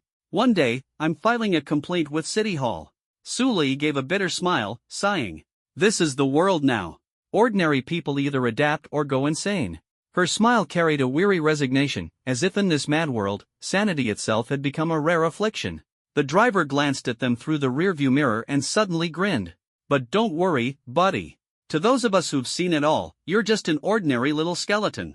He patted the steering wheel, squinting. My wife always says skeletons are way easier to care for than ghouls. Su Nua. If skeletons could roll their eyes, his sockets would already be flipped to the back of his skull. Who wants to be compared to ghouls? The soul from another world roared internally but quickly realized that being compared to ghouls was strangely a form of acceptance. The hallway of Luolong Hospital reeked of disinfectant, its sharp smell stinging the nose. In this world where games and reality had fused, hospitals were no longer sanctuaries for the sick and injured but rather the starkest reflection of a broken world. In the wards of the poor, even the air was charged by the milliliter. Sulei's steps slowed, her fingers unconsciously clutching the hem of her clothes, her knuckles turning white. Suddenly, a cold, hard bony hand gently tugged at her sleeve. What's wrong? She snapped back to reality, her voice heavy with exhaustion and trembling slightly. Su Nua leaned down slightly, his massive skeleton frame carefully opening his large bony palm. In his hand lay a pitiful little flower. Its petals were drooping and shriveled, the edges charred and curled as if it had been brutally plucked under a scorching sun. For me? Sulei was completely stunned. Her eyes widened slightly, the depths of her pupils reflecting the fragile, tiny flower. That appeared even more delicate against the backdrop of the enormous skeletal hand. A sharp, sour emotion surged up her nose. Su Nua nodded, awkwardly extending the flower toward her. Sunlight slanted through the window at the end of the corridor, casting dappled shadows on his stark white skeleton. Sulei stared in a daze at the pitiful little flower, which seemed as though it might wither and fall at any moment. She was reminded of the past, of those days when her mother's illness wasn't as severe. Every weekend, she would hold her mother's arm and together they would visit the small flower shop near the hospital, always filled with a faint floral fragrance. They would carefully calculate their money, selecting a few of the cheapest carnations or daisies to place in the clean glass bottle on the windowsill of her mother's hospital room. Those tiny flowers were the only bright spot in the pale, sterile ward, a small breath of life they clung to amidst their battle against illness. But since her mother's condition had deteriorated rapidly, the exorbitant medical bills had become a bottomless pit, consuming everything they had. How long had it been since she'd had the heart or even the spare money to buy even the cheapest flower? Now, the ward was reduced to cold machines, the stench of medicine, and an endless expanse of despair. Where did you find this? She asked softly, reaching out to take the flower. Her fingertips brushed against Su Nua's skeletal joints, cool to the touch. Su Nua tilted his skull slightly, the soul flames flickering in his eye sockets pointing toward the window at the end of the corridor. He clumsily mimed bending, reaching, and gently plucking a flower. The quiet corridor echoed with the crisp clack of his movements. Following his gaze, Sulei looked out the window and instantly understood. A dry, almost imperceptible curve tugged at her lips. It's the little flower bed at the hospital entrance? She knew that flower bed well. It was overgrown with resilient wildflowers and weeds, left untended for years, covered in dust and grime. Su Nua nodded vigorously, sighing inwardly with a hint of exasperation. If only I could speak, this gesturing is exhausting. But at least I know how to give flowers. When visiting a patient, one should always bring a gift to show their regard. That was a rule of human society. Even though he was now nothing more than a skeleton, he understood human customs better than anyone. He was a refined, skeleton. Thank you, Su Nua. Sulei's voice was soft and sincere, as though her words were the only warmth in the cold, sterile hospital room. With great care, she pinned the small flower to the pocket on the chest of her school uniform. The drooping, dirt-scented lavender petals, against her pale, bloodless cheeks, unexpectedly exuded a heartbreaking yet defiant tenderness. Su Nua watched as she carefully fastened the flower, and the soul flames in his eye sockets flared brighter. A strong surge of emotion welled up in his heart. He clumsily gestured, his enormous skeletal hands swiping through the air as if trying to convey the simple yet essential principle: when visiting a patient, you should bring a gift. Watching his earnest efforts to express himself, Sulei felt something heavy in her heart being gently stirred. A faint, almost imperceptible warmth trickled through her chest. She couldn't help it, the small curve at the corner of her lips deepened slightly. Though tinged with exhaustion, it carried a trace of genuine mirth. Su Nuwa, you really are the most unusual skeleton I've ever encountered. At the far end of the corridor, near the nurses' station, a group of nurses craned their necks to look at Su Li as she approached, their eyes filled with undisguised curiosity, judgment, and a condescending disdain. Their whispered gossip wasn't hushed at all, as if they wanted Su Li to hear every word. Look, look! That poor girl from room 307 is here. And behind her, oh my god! It's a skeleton! A literal skeleton! White as bones, creaking as it walks, terrifying. Yeah, that's her. Su Li. I heard her dad died young, her mom's practically living off medicine, and they're dirt poor. And now she's got some freaky thing like that following her around. What bad luck! Keep your voice down. What are you afraid of? What's she gonna do, eat us? But still, just wait. Room 307, there's going to be a show today. Exactly. Let's see how long she can keep up her act. Parading around with a skeleton like she's someone important? Just wait, she'll be crying her eyes out soon enough. Su Li pushed open the door to room 307, unease gnawing at her heart. 8 metal-framed beds were crammed into the tiny room, the smell of disinfectant so strong it was suffocating. The rhythmic drip of IVs and the groans of patients mingled, creating an oppressive atmosphere. Her eyes locked immediately on the bed near the window at the far end, the one her mother had occupied for 6 months. But now, the bed was piled with a few filthy storage boxes. Mom? Her voice trembled as her backpack slipped from her shoulder and fell to the floor with a crisp thud. Panic gripped her heart like a vice. An ominous sense of foreboding surged through her like a tidal wave. Just this morning, her mother had still been receiving IN4. How could she be gone now? Could it be that her condition had suddenly worsened? From the bed next to hers, an elderly man suddenly broke into a violent coughing fit, blood streaking the sputum in his spittoon. Girl, stop shouting, he wheezed, his frail, twig-like fingers trembling as he pointed toward the corridor. This morning, cough, cough, they carried your mom to the bathroom entrance. Girl, on your way, call a waiter for me. I've wet the bed. Su Nuwa's skeletal fist clenched tightly, fury boiling in him as if igniting an endless blaze of anger and fear. The room reeked of sweat and urine. For stands were rusted, and leftover food clung to the nightstands. This wretched place, how dare they evict someone? Su Li's vision darkened, her heart racing in panic. Her mother had been moved to the bathroom entrance? She bolted out of the room as if possessed, her school uniform skirt brushing against a rusty four-stand and knocking it over. With a loud clang, she stumbled, nearly falling. Her knee slammed hard against the doorframe, sending a sharp pain shooting through her leg. But she couldn't feel it. All that consumed her mind was a single, frantic thought screaming on loop, find Mom. I have to find Mom. Su Nuwa's skeletal frame clattered as he followed closely behind, the ghostly flames in his eye sockets flickering violently, already bracing for the worst. Rounding the corner, Su Li suddenly froze, her entire body stiffening as if struck by lightning. Mom, her voice was so faint it was barely audible, her lips trembling uncontrollably. At the end of the corridor, near the bathroom, a frail woman was curled up on the icy floor. Beneath her was nothing but a paper-thin, filthy excuse for a bedsheet, and she was draped in a threadbare, frayed blue-striped hospital blanket, washed so many times it had lost all warmth. A cleaning lady was pushing a mop as she emerged from the restroom, humming an off-key tune. Without even glancing at the person on the floor, she dumped the dirty water directly onto the ground. Splash! The filthy water, mixed with disinfectant and some unidentifiable grime, splattered all over the woman, even drenching her face. Oh, sorry about that, the cleaning lady said, though her tone held no sincerity. It sounded more like an annoyed grumble than an apology. She then pushed her mop forward without a second look, muttering under her breath, serves you right for blocking the way, lying there. Su Li's pupils contracted sharply as her nails dug deeply into her palms. A raging fire of anger ignited within her. Mom, she cried out, practically throwing herself forward. Her knees hit the icy cold tiles with a heavy thud. Ignoring the pain, she trembled as she used the sleeve of her school uniform to wipe the filthy water off her mother's face. Mom, are you okay? How could they treat you like this? This is too much. Lin Yueru's eyelashes fluttered slightly before she very slowly opened her eyes. Her scara was murky and yellowed, exuding a lifeless aura, like a candle about to burn out.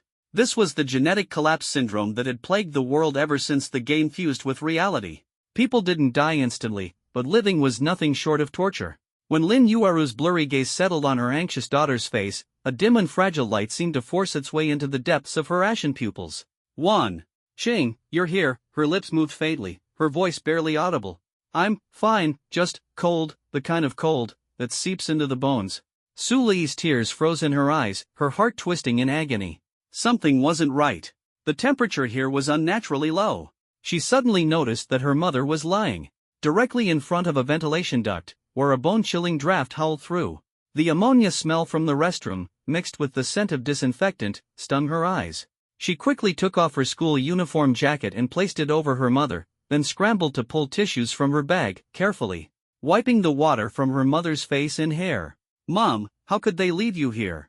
I paid the hospitalization fees this morning." Her voice was thick with sobs. "I'm going to confront them." Lin Yueru weakly grabbed her daughter's wrist and shook her head. "Don't go. It's useless." Her fingers were so thin they were practically skin and bone, her hands marred with needle marks and bruises, some areas even inflamed and festering. Most striking of all were the faint pink scars on the inside of her wrists, overlapping old and new, deep and shallow. There were long, thin lines from cuts, purplish bruises from blows, and even abrasions from rope burns. These were the despairing marks left by countless attempts to end her own suffering. "Mom, this isn't your fault. It's the hospital that's in the wrong." Su Li yelled with all the strength she could muster, her eyes blazing with unyielding determination. She swore to herself that she would seek justice for her mother.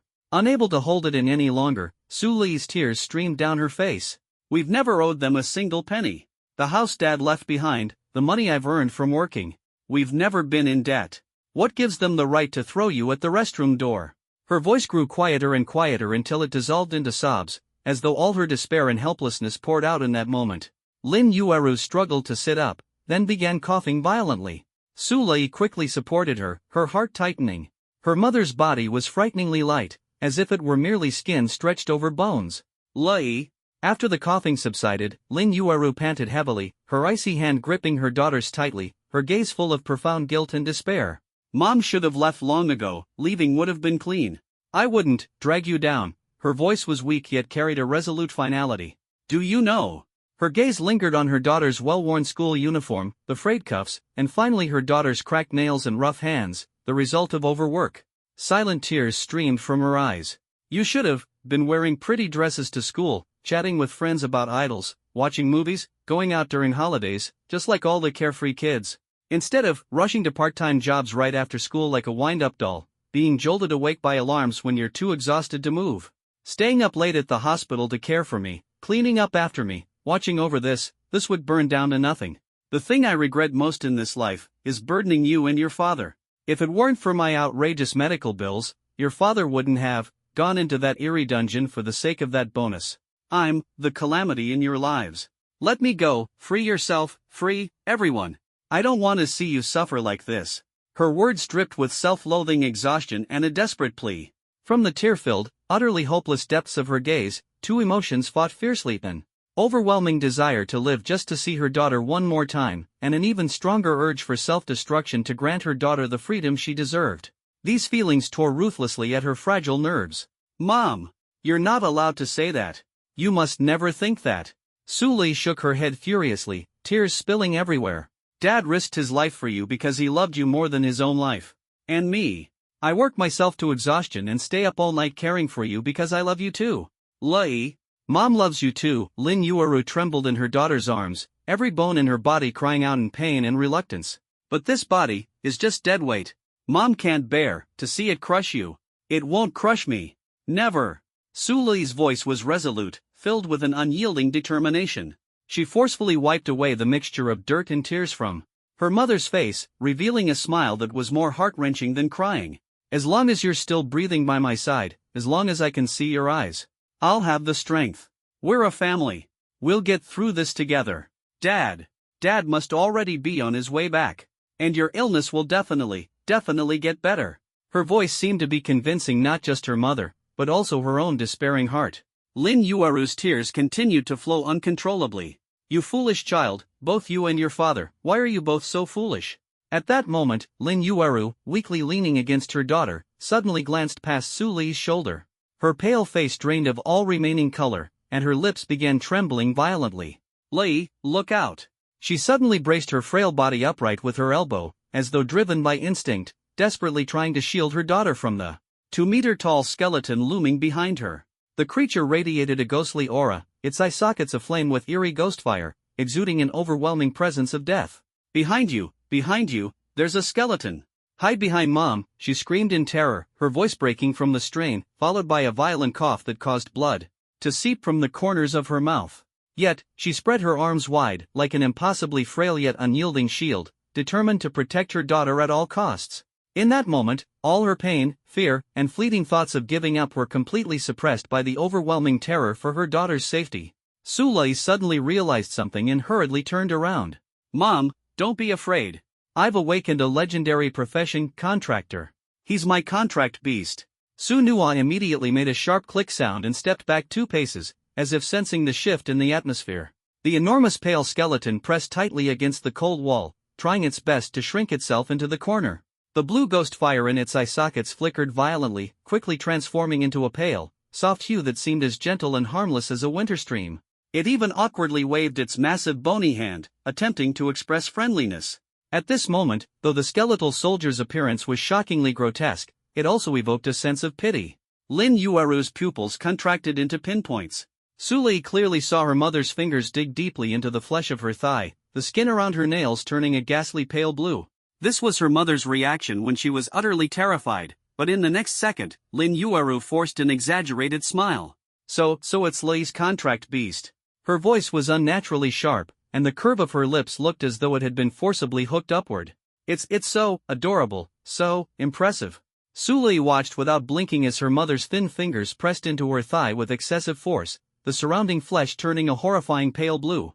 This was her mother's way of using pain to divert attention from extreme fear. She wasn't saying these things to comfort her daughter, she had likely already been paralyzed with terror in her heart. But she chose to endure, chose to force herself to accept the terrifying existence before her. For one reason only, for her Lei. For the sliver of hope and power her daughter had so painstakingly seized. Even though chills seeped from her very bones at this moment, even though fear gripped her heart so tightly she could barely breathe, she had to make herself calm and accept. Because, more than the fear that penetrated her soul, she dreaded seeing even the slightest hint of disappointment or hurt on her daughter's face. This is the paradox and tragedy of a mother's love. Knowing full well that the abyss looms beside her, a mother would still feign peace and force herself to smile at the abyss for the faint hope and fleeting happiness of her child. Even if that smile is more painful than tears. Su Nuo. His hollow eye sockets stared fixedly at Lin Yueru, the soul fire within flickering intensely. Ma'am, you really ran out of words to praise me, didn't you? I'm a skeleton, and you're calling me adorable? How is that any different from praising a rugged fighter for his delicate embroidery skills? Out of words, just making stuff up. Sulei's nose stung. Mom! She choked back tears as she crouched down and used her sleeve to wipe the grime off her mother's face. I'm sorry, it's all because I'm useless. Silly child, don't say such things. As long as it can protect you, no matter what kind of contract beast it is, Mom can accept it. Lin Yueru's voice still trembled, but she reached out to stroke her daughter's hair. Mom just didn't expect contract beasts to be so creative these days. As she spoke, she stole a glance at Su Nuo, then quickly averted her gaze as though shocked by electricity. Su Nuo awkwardly scratched his smooth skull. Lin Yueru watched as the skeleton scratched its head in embarrassment, and the taut string of her nerves seemed to be poked by the absurdity of the gesture. In the midst of her intense fear, a faint, uncontrollable hint of amusement was squeezed out.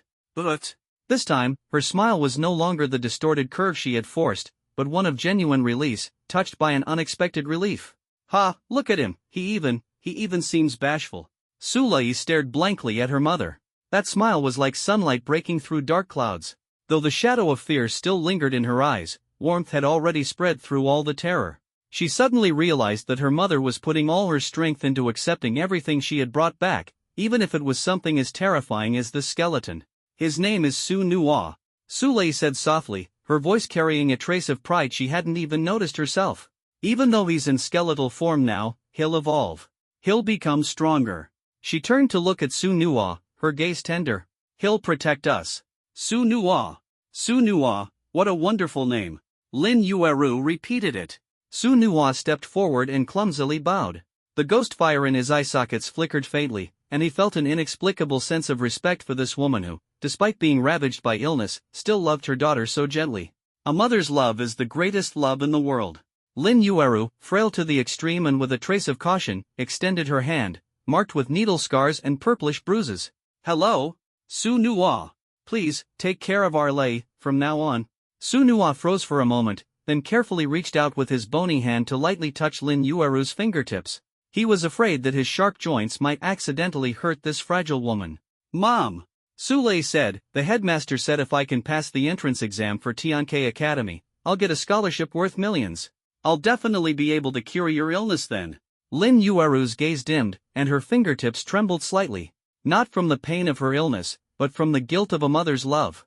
Countless silent nights, she had stared at her daughter's work-stained medical records, tears slipping silently down her face. The overdue bills her daughter secretly hid under her pillow were like sharp knives stabbing deep into her heart. As a mother, she should have been a warm harbor for her daughter, but now she had become the heavy burden chaining her daughter's life. No one knew better than her how extraordinary her daughter's talent was.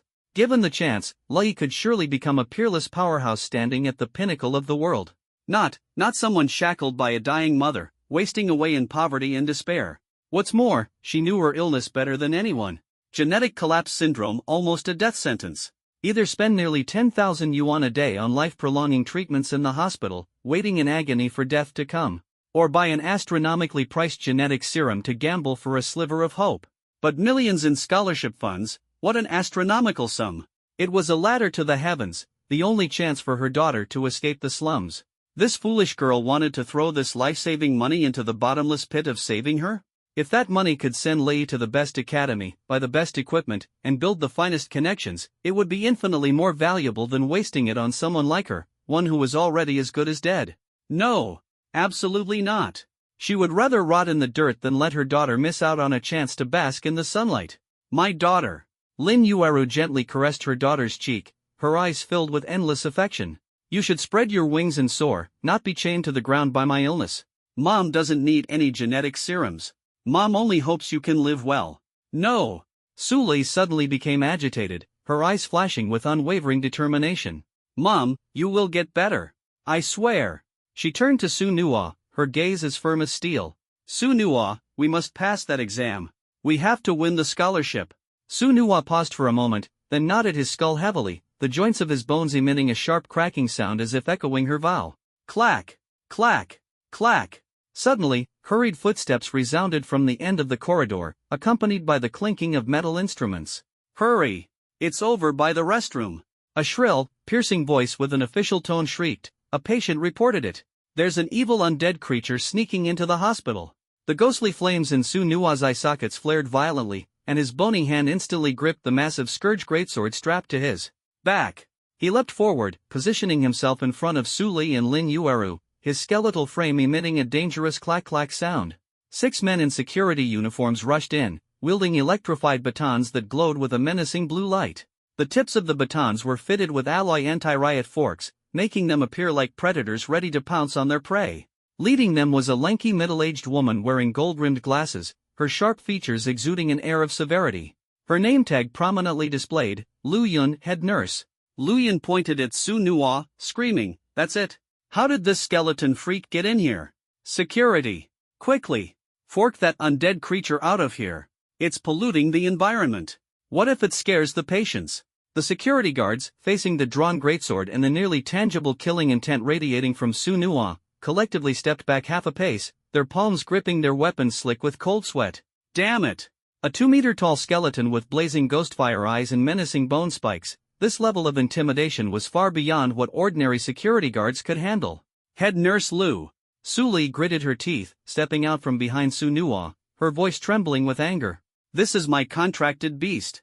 According to Article 17 of the Awakeners Covenant of the Dragon Nation, contract masters, as legendary class professionals, have the legal right for their contracted beasts to accompany them into all medical facilities. You have no authority to expel him. Lu Yun adjusted her glasses, a mocking smile curling at her lips. Oh, and here I was wondering who it was. Isn't this our esteemed, long-term delinquent VIP client, Miss Su Lei? So, you've awakened as a contract master, huh? Such a prestigious legendary class profession. She deliberately elongated her tone, her disdainful gaze sweeping over Su Nua. But your contracted creature is a bit pathetic, isn't it? A trashy skeleton soldier? Ha, it's not even as good as a dead rat in the sewer. By now, a crowd of patients and their families had gathered in the corridor, their murmurs of curiosity and judgment filling the air. Su Lei clenched her fists tightly, her anger boiling over. Head Nurse Lu. Why was my mother moved to the corridor? Our fees are paid up until tomorrow. Lu Yun rolled her eyes and retorted coldly, what's wrong with vacating the bed a bit early? People like you, who can only afford to live off scraps, should feel lucky to have a place to lie flat, even if it's in the hallway with the waste. I heard you even sold your house? What's next? Selling yourself, she sneered venomously, her gaze cutting into Su Lei like a blade.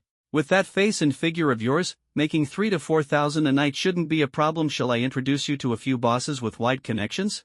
Not only could they cover your mom's hospital bills, but they'd make sure you enjoy yourself thoroughly. Guarantee you'll, have the time of your life. Su Lei trembled with fury, her entire body shaking as she fought the urge to tear Lu Yun's mouth apart. Clack clack clack. The grating sound of Su Nua's neck bones twisting filled the air, his bony hand already resting on the hilt of his greatsword. This wretched woman dared to insult his master in such a vile manner? Su Nua! Su Lei suddenly grabbed his bony arm, her voice filled with pleading. Don't! The ghost fire in Su Nua's eyes flickered as he noticed Lin Yueru staring at him in terror, her frail hand clutching her daughter's clothing tightly. Mom, don't be afraid. Su Lei turned to comfort her mother, her voice so gentle it was heart-wrenching. Su Nua won't hurt good people. Lu Yun, emboldened by the scene, raised her voice even louder, her words dripping with malice. Oh, keep pretending. A lousy skeleton acting like some guardian deity? This pile of junk bones, do you think it can even beat an E-class healer like me? She waved her hand theatrically, a faint, mocking white glow flickering at her fingertips. Su Lei, your mom's genetic collapse syndrome costs at least 8,000 a day for basic care. Medications are extra. With what little you have, dragging around this skeleton toy, you wouldn't even make enough picking trash to cover a fraction of the costs. What are you going to do? Are you really planning to sell your body? The crowd erupted into laughter, the atmosphere becoming tense and unsettling. The ghostly blue flames in Su Nua's eye sockets flared violently, his skeletal fingers clutching the hilt of the scourge greatsword with bone-crushing strength. In that moment, a searing rage erupted within him. 0.1 seconds, that was all he needed. In 0.1 seconds, he could sever the head of this venomous woman before him. But he didn't move. It wasn't fear that stopped him, it was the trembling sensation on his arm bone. The contract's connection quivered, as if warning him that he absolutely could not lose control today. Su Lei gripped Su Nua's arm tightly, tears streaming down and falling onto his icy bones. Her voice trembled like a withered leaf in the autumn wind. Su Nua, please, don't do anything. My mom is still in the hospital room. For my mom's sake, just endure it. Her tears, invisible shackles, forced Su Nua to halt his actions. Her tears were cold as his bones, laden with endless pleading and despair. The trembling of the contract wasn't fear, it was a pain that brought clarity. Su Lei understood that if Su Nua drew his sword, this vile woman who insulted her mother would immediately be reduced to a pile of minced flesh. But she couldn't. Her mother was still waiting for the hospital's life-saving treatment.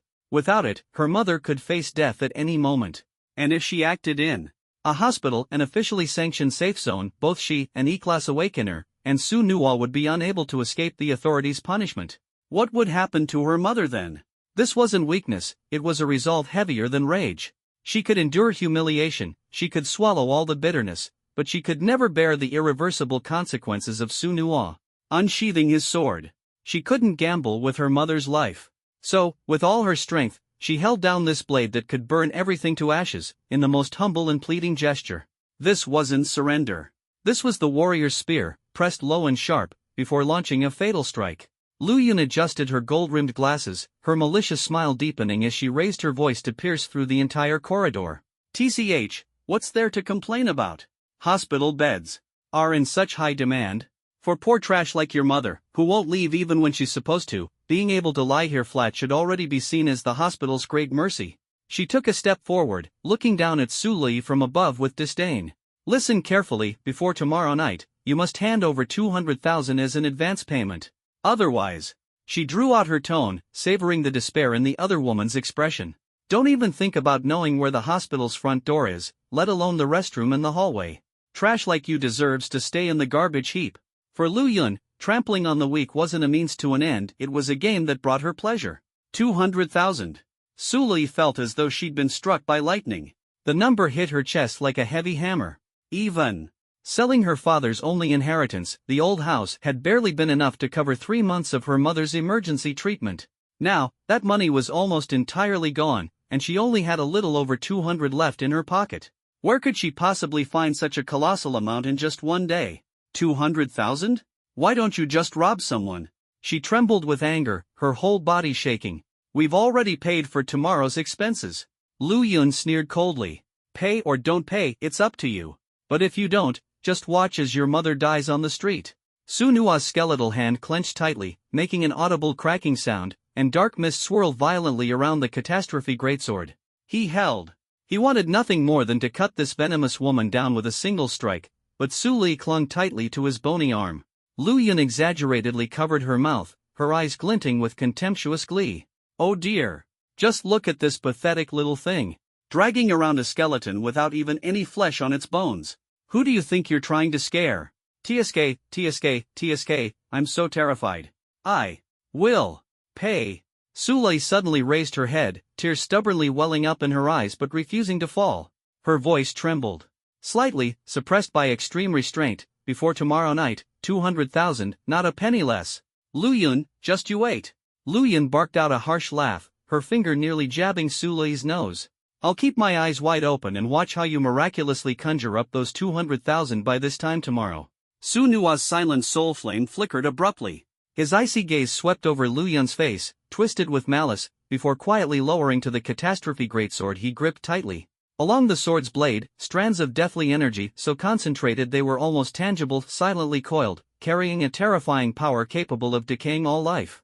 A cold thought silently coursed through the emptiness of his skull. Ah, there is a way.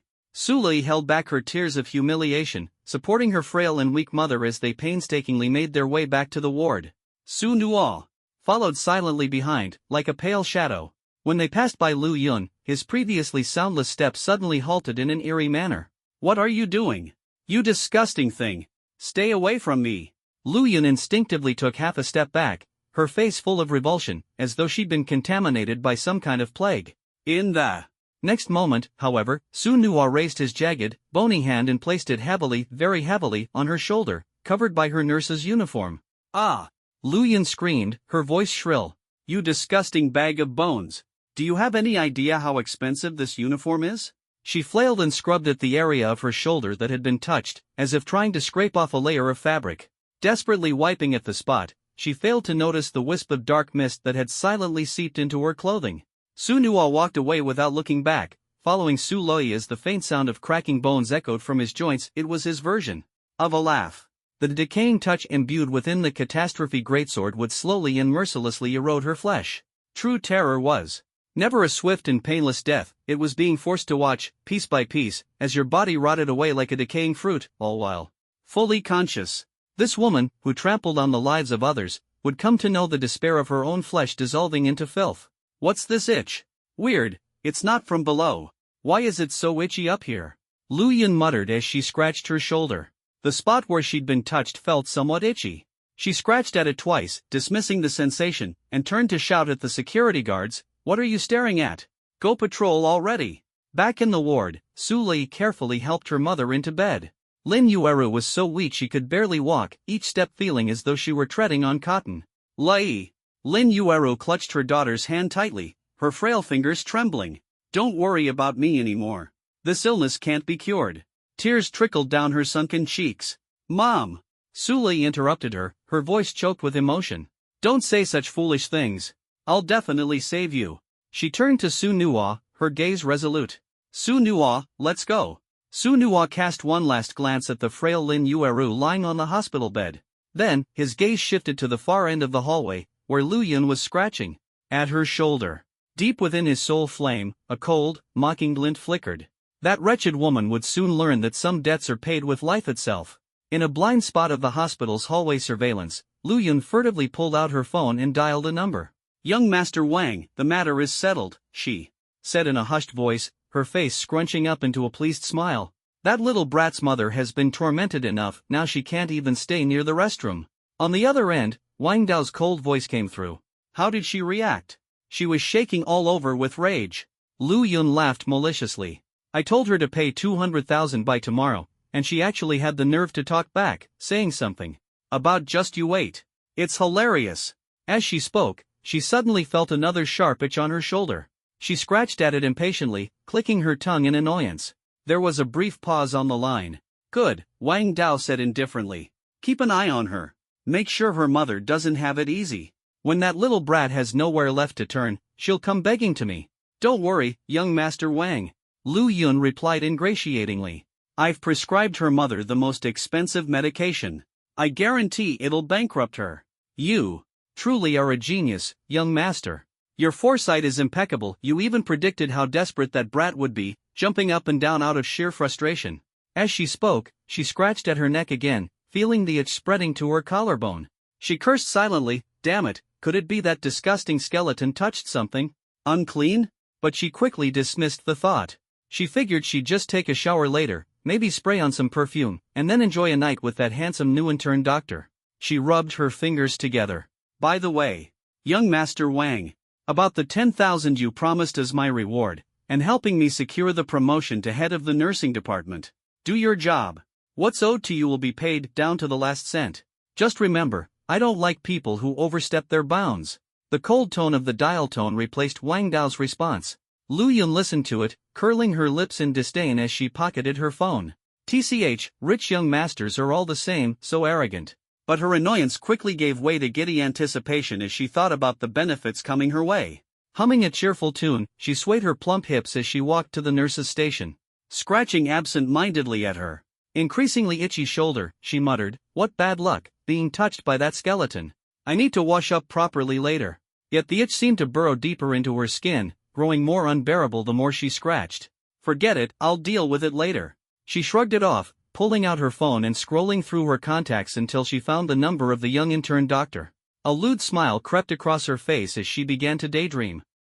After taking a bath, let that young, handsome doctor give me a full-body essential oil spa, let him use some strength, give me a good massage, help me relax and unwind. Her voice carried a hint of anticipation, as if she were already enjoying the warm massage. However, she completely failed to notice that the areas she had scratched were now faintly showing an abnormal bluish-black hue beneath the skin, seemingly hiding some unusual secret. At that moment, the room's lights suddenly flickered and an unusual atmosphere filled the air. Her heartbeat quickened involuntarily, and she felt a trace of unease. Could there be a hidden danger behind this? Her intuition told her that things were not as simple as they seemed. Come quickly, she silently chanted in her heart, as if summoning the young, handsome doctor. Just then, the door was suddenly pushed open, and the doctor, dressed in a white coat, walked in. A gentle smile adorned his face, but a faint, almost imperceptible shadow flickered in his eyes. Are you ready? The doctor's voice was gentle yet carried a hint of pressure. She nodded slightly, thinking to herself, no matter what, I must calm down to face the challenges ahead. However, the bluish-black mark lingered in her mind, as if warning her, this is not a simple spa, but the beginning of an unknown adventure. A luxurious suite within the Dragon Fawn Guild, seemingly a hotbed where power and conspiracy intertwined. Buzz. In the depths of Wang Dao's pupils, golden runes surged like a tide, as if weaving a blueprint for victory. The trivial report just received from the hospital was nothing more than a pawn he had long placed on his chessboard. Asterisk smack. Asterisk. Wang Dao angrily threw his phone onto the leather sofa. Bright red blood seeped through the brand new medical periosteum bandage, and the faint pain was like a slap, reminding him of the humiliating disgrace he had suffered in front of the entire school not long ago. That damned skeleton dared to make him, the heir of the Wang family, the young master of the Longya Guild, so utterly humiliated in front of all the teachers and students. This was not just a loss of face, it was a blatant challenge to his status. Young Master Wang. When Lian knelt on the carpet, tilting her delicate face upward, her tongue unconsciously licked the corner of her lips lightly, like an obedient little puppy. It seems, she must have just gone through a fierce battle. Wang Dao roughly grabbed her hair. Useless. Summoning over a dozen goblins, yet you can't even defeat a lousy skeleton. When Lian cried in pain, tears streaming down her face, but she dared not resist. That skeleton is strange. Shut up. Wang Dao kicked her away, the powerful force causing her to hit the edge of the sofa, letting out a painful groan. Immediately, he cast his cold gaze toward the four core subordinates standing motionless like stone statues at the doorway. Punishing Wen Lian just now was less about venting anger and more about issuing a warning. warning, letting these subordinates witness firsthand the fate of a failure. Wang Dao took 2 steps, each one exuding a silent sense of oppression. His voice returned to calm, as if the earlier outburst of rage had never occurred. Only the fleeting molten gold hue in his eyes hinted that he had just used his power to glimpse fragmented pieces of the future. Is everything arranged? Wang Dao's voice was low and steady, carrying an air of omniscience and unshakable confidence. This confidence was not born of blind arrogance but stemmed from the foresight granted by the eye of God and his trust in his meticulously laid plans. The leader, a yellow-haired man, covered his mouth and coughed twice, his face looking somewhat pale. Young master, young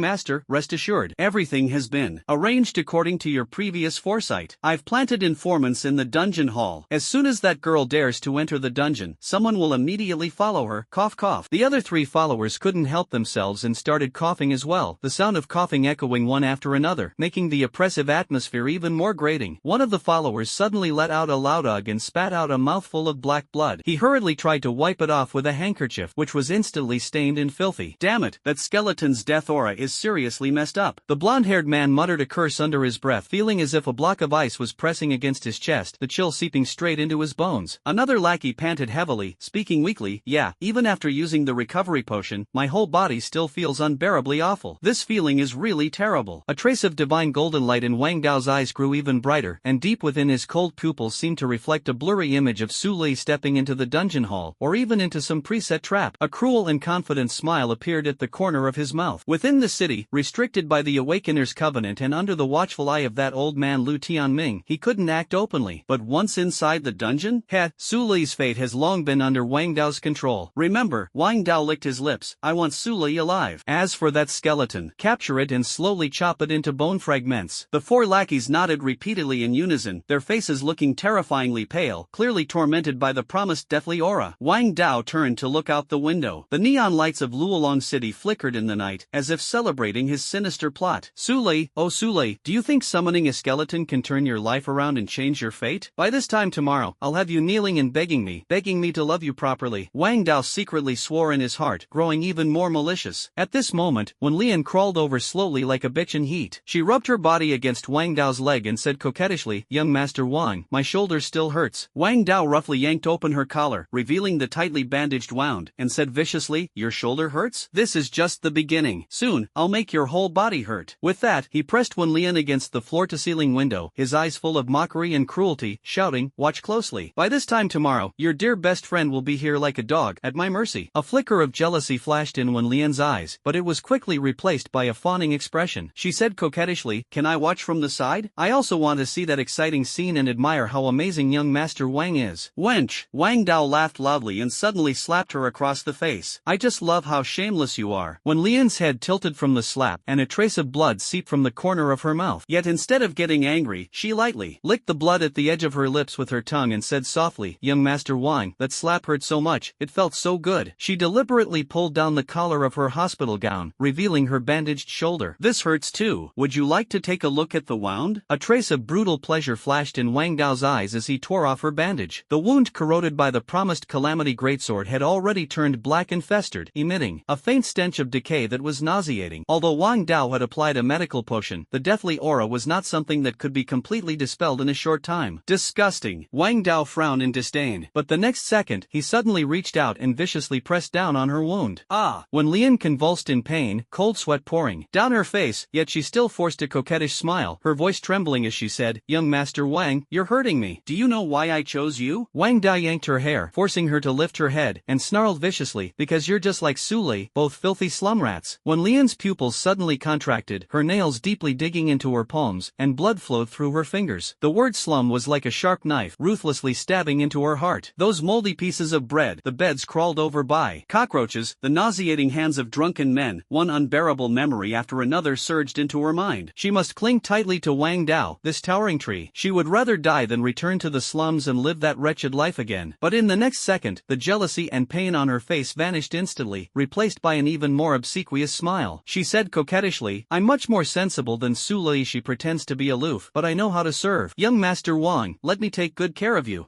Filthy woman, do what you're supposed to do. Wang Dao stomped on her injured shoulder, his face full of cruel delight. When Lian was in so much pain that her vision darkened, nearly fainting, yet she worked even harder, as if completing a task of utmost sanctity. The dungeon hall of Luolong City stands stands like a massive translucent crystal cube in the city center, with rainbow-like data streams flowing across its surface. Surrounding the top of the hall is an array of hundreds of golden cube-shaped holographic prisms, each floating as if alive. Danger indicators ranging from F-level to SSS-level flicker on and off like breathing, with the ones at the top being particularly striking. Pacific Abyss Corridor, SS-level, current status, rule contamination spreading. Bermuda Ghost Fleet, SS-level, exploration progress, 12%. Himalayas Sky Burial Ice Cavern, SS-level, real-time dynamic fatality rate, scrolling 47.3%, 47.6%, 48.1%. Arctic Circle, Eternal Frost Frontline, S-level, exploration rate, 35.4%. Core area, ice marrow vein valuation, 3.7 billion. This world is even more complex than I imagined, and the technology is far more advanced. Su Nua's skeletal hand pressed against the glass outer wall, his soul fire trembling slightly. Through the nearly transparent curtain wall, the scene at the core of the hall was clearly visible. A real-time dynamic Earth sandbox, over 100 meters in diameter and purely composed of billions of liquid photons, floated in midair. It was no longer a simple sphere but displayed a topology resembling a neural network of the brain. Countless, intricate light bands densely marked the newly opened replica rifts across the globe. Around each coordinate point, dense data clouds resembling dust particles transmitted real-time information flows, exploration progress, death toll, resource valuation. In 2026, after the game Endless Killing devoured reality, Su Li explained softly, these replica rifts permanently remained in our world. She pointed to the electronic screen at the hall's entrance, where today's data scrolled. Global new instances, 127. Stable instances in Luolan City, 389. Today's instance death toll, 5,189. Walking into the hall, a wave of noise hit. People were forming teams, trading, arguing. It was like a bustling marketplace. The task posting area on the right was packed with people. On the left was the teleportation array for instance entrances, where teams occasionally vanished in flashes of white light. The most profitable tasks are the pioneering missions. Those newly discovered dungeons are so rich in resources that they make people drool, with rare treasures scattered everywhere, earning a fortune. Su Li bit her lip tightly, staring intently at the holographic mission panel, her heart surging with endless desire and determination. Of course, my dad resolutely entered a strange dungeon to pioneer in order to raise money for my mom's medical expenses, but he mysteriously disappeared, his fate unknown. The living can't be found, and not even a trace of the deceased's remains can be detected. It's as if he was swallowed there, or perhaps, forever lost in the gap between data and time-space. Su Li's heart burned with an unyielding anger. She absolutely could not let her father's sacrifice be in vain. She resolved to uncover the truth for her father and unravel the mystery of that dungeon. I must step into that dungeon and search for traces of my father, no matter how dangerous the path ahead may be. Her gaze became resolute, as if a glimmer of light flickered in the darkness, dispelling the fear in her heart. As long as I can grasp the secrets of these pioneering missions, I will ultimately uncover the truth behind my father's disappearance. At this moment, Su Li's heart was already ablaze with a raging fire, and she fearlessly took the first step. Several tasks on the mission panel stood out prominently. F-Class, Dark Cave Collect Moonlight Grass, reward, 200 coins per plant. F-Class, Death Mine Eliminate Zombie Miners, reward, 500 coins per zombie. E-Level, Rotten Swamp Hunt the Giant Crocodile, reward, 10,000 plus material share. Su Li stood in the center of the dungeon hall, her fingers unconsciously twisting the hem of her clothes, her vacant gaze fixed on the flickering task list on the holographic screen. Her heart was like a stormy sea, waves of turmoil surging within. The strings of cold numbers seemed to transform into invisible shackles in her eyes, tightly binding her soul. 200, 500, 10,000. These meager rewards, compared to the massive debt of 200,000, were nothing more than a drop in the ocean, utterly incapable of filling the enormous gap. The cheapest F-level dungeon. Even if I grind day and night without rest, without eating or drinking, for a whole month, I still wouldn't be able to scrape together this amount. She murmured to herself, her voice drowned out by the surrounding clamor, her face full of helplessness. She had repeated this calculation countless times. Each time, the result was equally cruel, as if fate were mocking her efforts. No, time waits for no one. I must gather 200,000 as soon as possible, she vowed silently in her heart. The conventional methods simply won't be fast enough. Her thoughts grew increasingly anxious. It seems the only option is to find a dungeon with a high enough level or take the risk of exploring a new dungeon. Only then might I have a chance to quickly raise this life-saving money. This idea swirled in her mind, leaving her feeling helpless and suffocated. Dad, back then, he did the same. For Mom's medical expenses, he charged into an unexplored abyss dungeon without hesitation, and then, he never came back. Now, it's my turn. To save Mom, do I have to step on Dad's bloody footprints, and keep moving forward? At this moment, Su Nua quietly stood behind her, his skeletal hand gently resting on her shoulder. Through the contract connection, he could feel feel the girl's heart in her chest beating wildly, like a trapped bird struggling desperately. The soul fire in his eye sockets trembled slightly, and he couldn't help but sigh inwardly. This girl has had it even harder than he imagined. If an ordinary person faced such a background and pressure, they would have likely collapsed long ago. But this stubborn girl, with shoulders so frail that even a gust of wind could knock her down, insists on using these fragile bones to forcibly carry a crumbling family, and that future, as hopeless as a bottomless abyss. Looking at Su Lui's frail back, Su Nua's skeletal hand unconsciously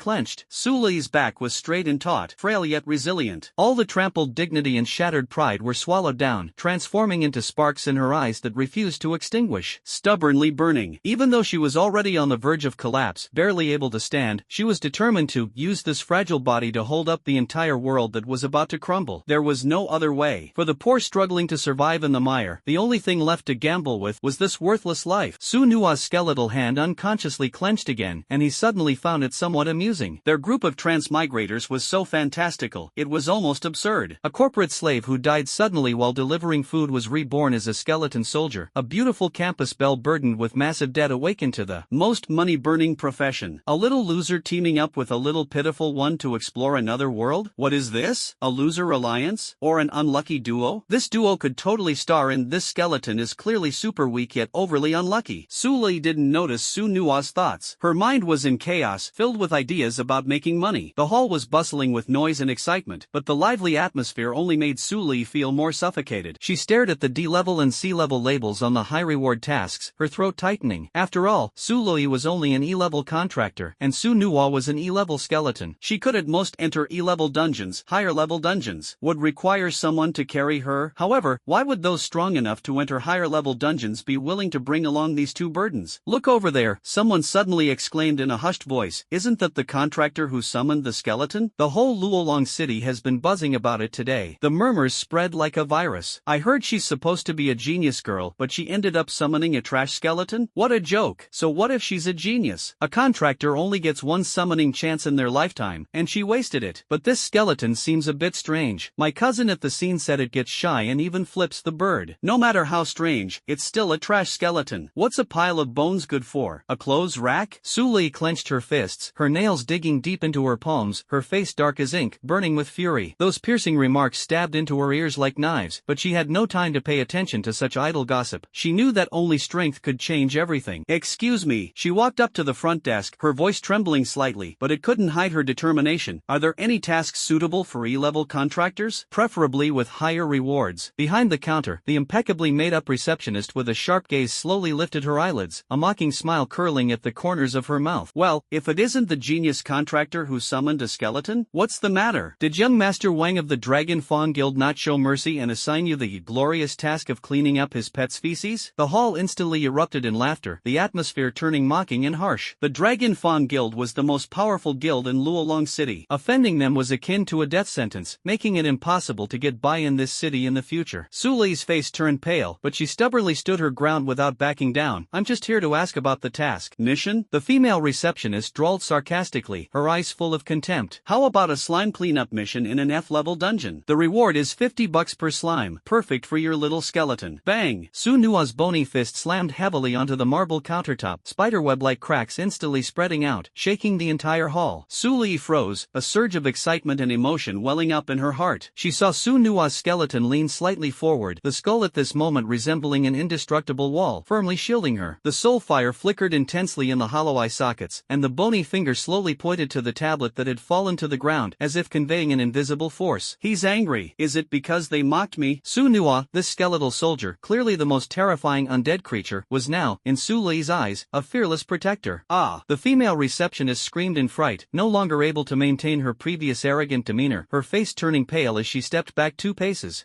What are you trying to do? This is the dungeon lobby. Su Nua sneered coldly in the depths of his soul, thinking to himself, of course, it doesn't matter if they know this is the dungeon hall. But how dare this group of lowly beings mock his master, Su Lui? He lowered his head and looked at his ghastly white skeletal hand, suddenly feeling a wave of irony. Once a humble deliveryman braving wind and rain, risking his life to make money. Now, he's become a cannon fodder skeleton soldier starting with nothing but bones, relying entirely on scavenged equipment, and still has to moonlight as a bodyguard? What is this? The ultimate form of a corporate slave? Even in death, he can't escape the curse of working? And Su Lui, clearly on the verge of being crushed, was still struggling desperately. desperately, without even the time to cry, let alone the right to show weakness. Su Nua's bony fingers slowly tightened, emitting a teeth-gritting crack sound as anger burned in his heart. Heh, fine. Since you all enjoy watching a joke so much, then I'll let you laugh to your heart's content. He suddenly raised his head, the ghostly blue flames in his eye sockets flaring up violently, like two burning will-o'-the-wisps, staring straight at the female receptionist. Come on, laugh, won't you? Why aren't you laughing anymore? Weren't you quite talkative just now? The female receptionist, feeling unnerved under his gaze, instinctively took a step back, her lips trembling. Don't do anything reckless. Su Nua's massive skeletal claw slowly lifted, exuding an overwhelming sense of crushing pressure, and pointed toward the enormous, glowing screen displaying the mission information. Either speak properly and give me the mission. Either the next punch, can you guess where it will land? The female receptionist swallowed nervously, her heart filled with terror. This skeleton was actually exuding such intense killing intent. I'll check it for you right away. Su Nua's bony hand gently rested on Su Li's shoulder, the soul fire flickering faintly, as if conveying some kind of silent promise. From now on, you will no longer fight alone. Your debts, I'll bear. Your grievances, I'll resolve. From now on, I'll protect you, my little pitiful one. But just at this moment, a rough voice suddenly came from behind. Hey, little girl over there. Su Li turned around and saw a burly man nearly 2 meters tall walking toward her, like a moving mountain. The burly man was wearing heavy armor, with no guild emblem on his chest, exuding a mysterious and powerful sense of oppression. She quickly scanned the other party, secretly on guard. A D-rank powerhouse, an elite-class heavy armored warrior. Although the heavy armored warrior is only an elite-class profession, it is undoubtedly a formidable iron fortress in close combat, possessing extremely high physical defense. Seeing Su Li watching him warily, the burly man grinned, scratched his sun-reddened nose, and spoke in a thunderous voice. That's right, I'm talking to you, the one with the skeleton. Want to team up for a dungeon run? At the same time, 4 figures with distinct appearances followed behind the burly man. A water mage cloaked in a deep blue robe, with a face obscured beneath the hood, has faint traces of mist swirling around their fingertips, as if ready to summon a storm at any moment. A figure entirely shrouded in black tight-fitting clothing, revealing only a pair of cold, emotionless eyes that send chills down one's spine. A man dressed as a miner, carrying a massive shovel on his back, wears a lazy yet enigmatic smile on his face, as if always prepared to uncover hidden treasures. The most striking is a girl with messy, colorful dreadlocks, her shiny butterfly knife flipping rapidly in her hands, so fast it dazzles the eyes. Yet her gaze is hollow and impatient, as though filled with disdain for everything around her. These 4 individuals are all D-level powerhouses, exuding an imposing aura. What's even stranger is that their chests are bare, without any guild emblems. In a small place like Luolong City, D-level awakeners are enough to become the backbone of major guilds. After all, even the Longya Guild, which dominates the local scene, relies entirely on its president, Wang Tianlong, who is the only A-level powerhouse in all of Luolong City. D-level powerhouses are even rarer as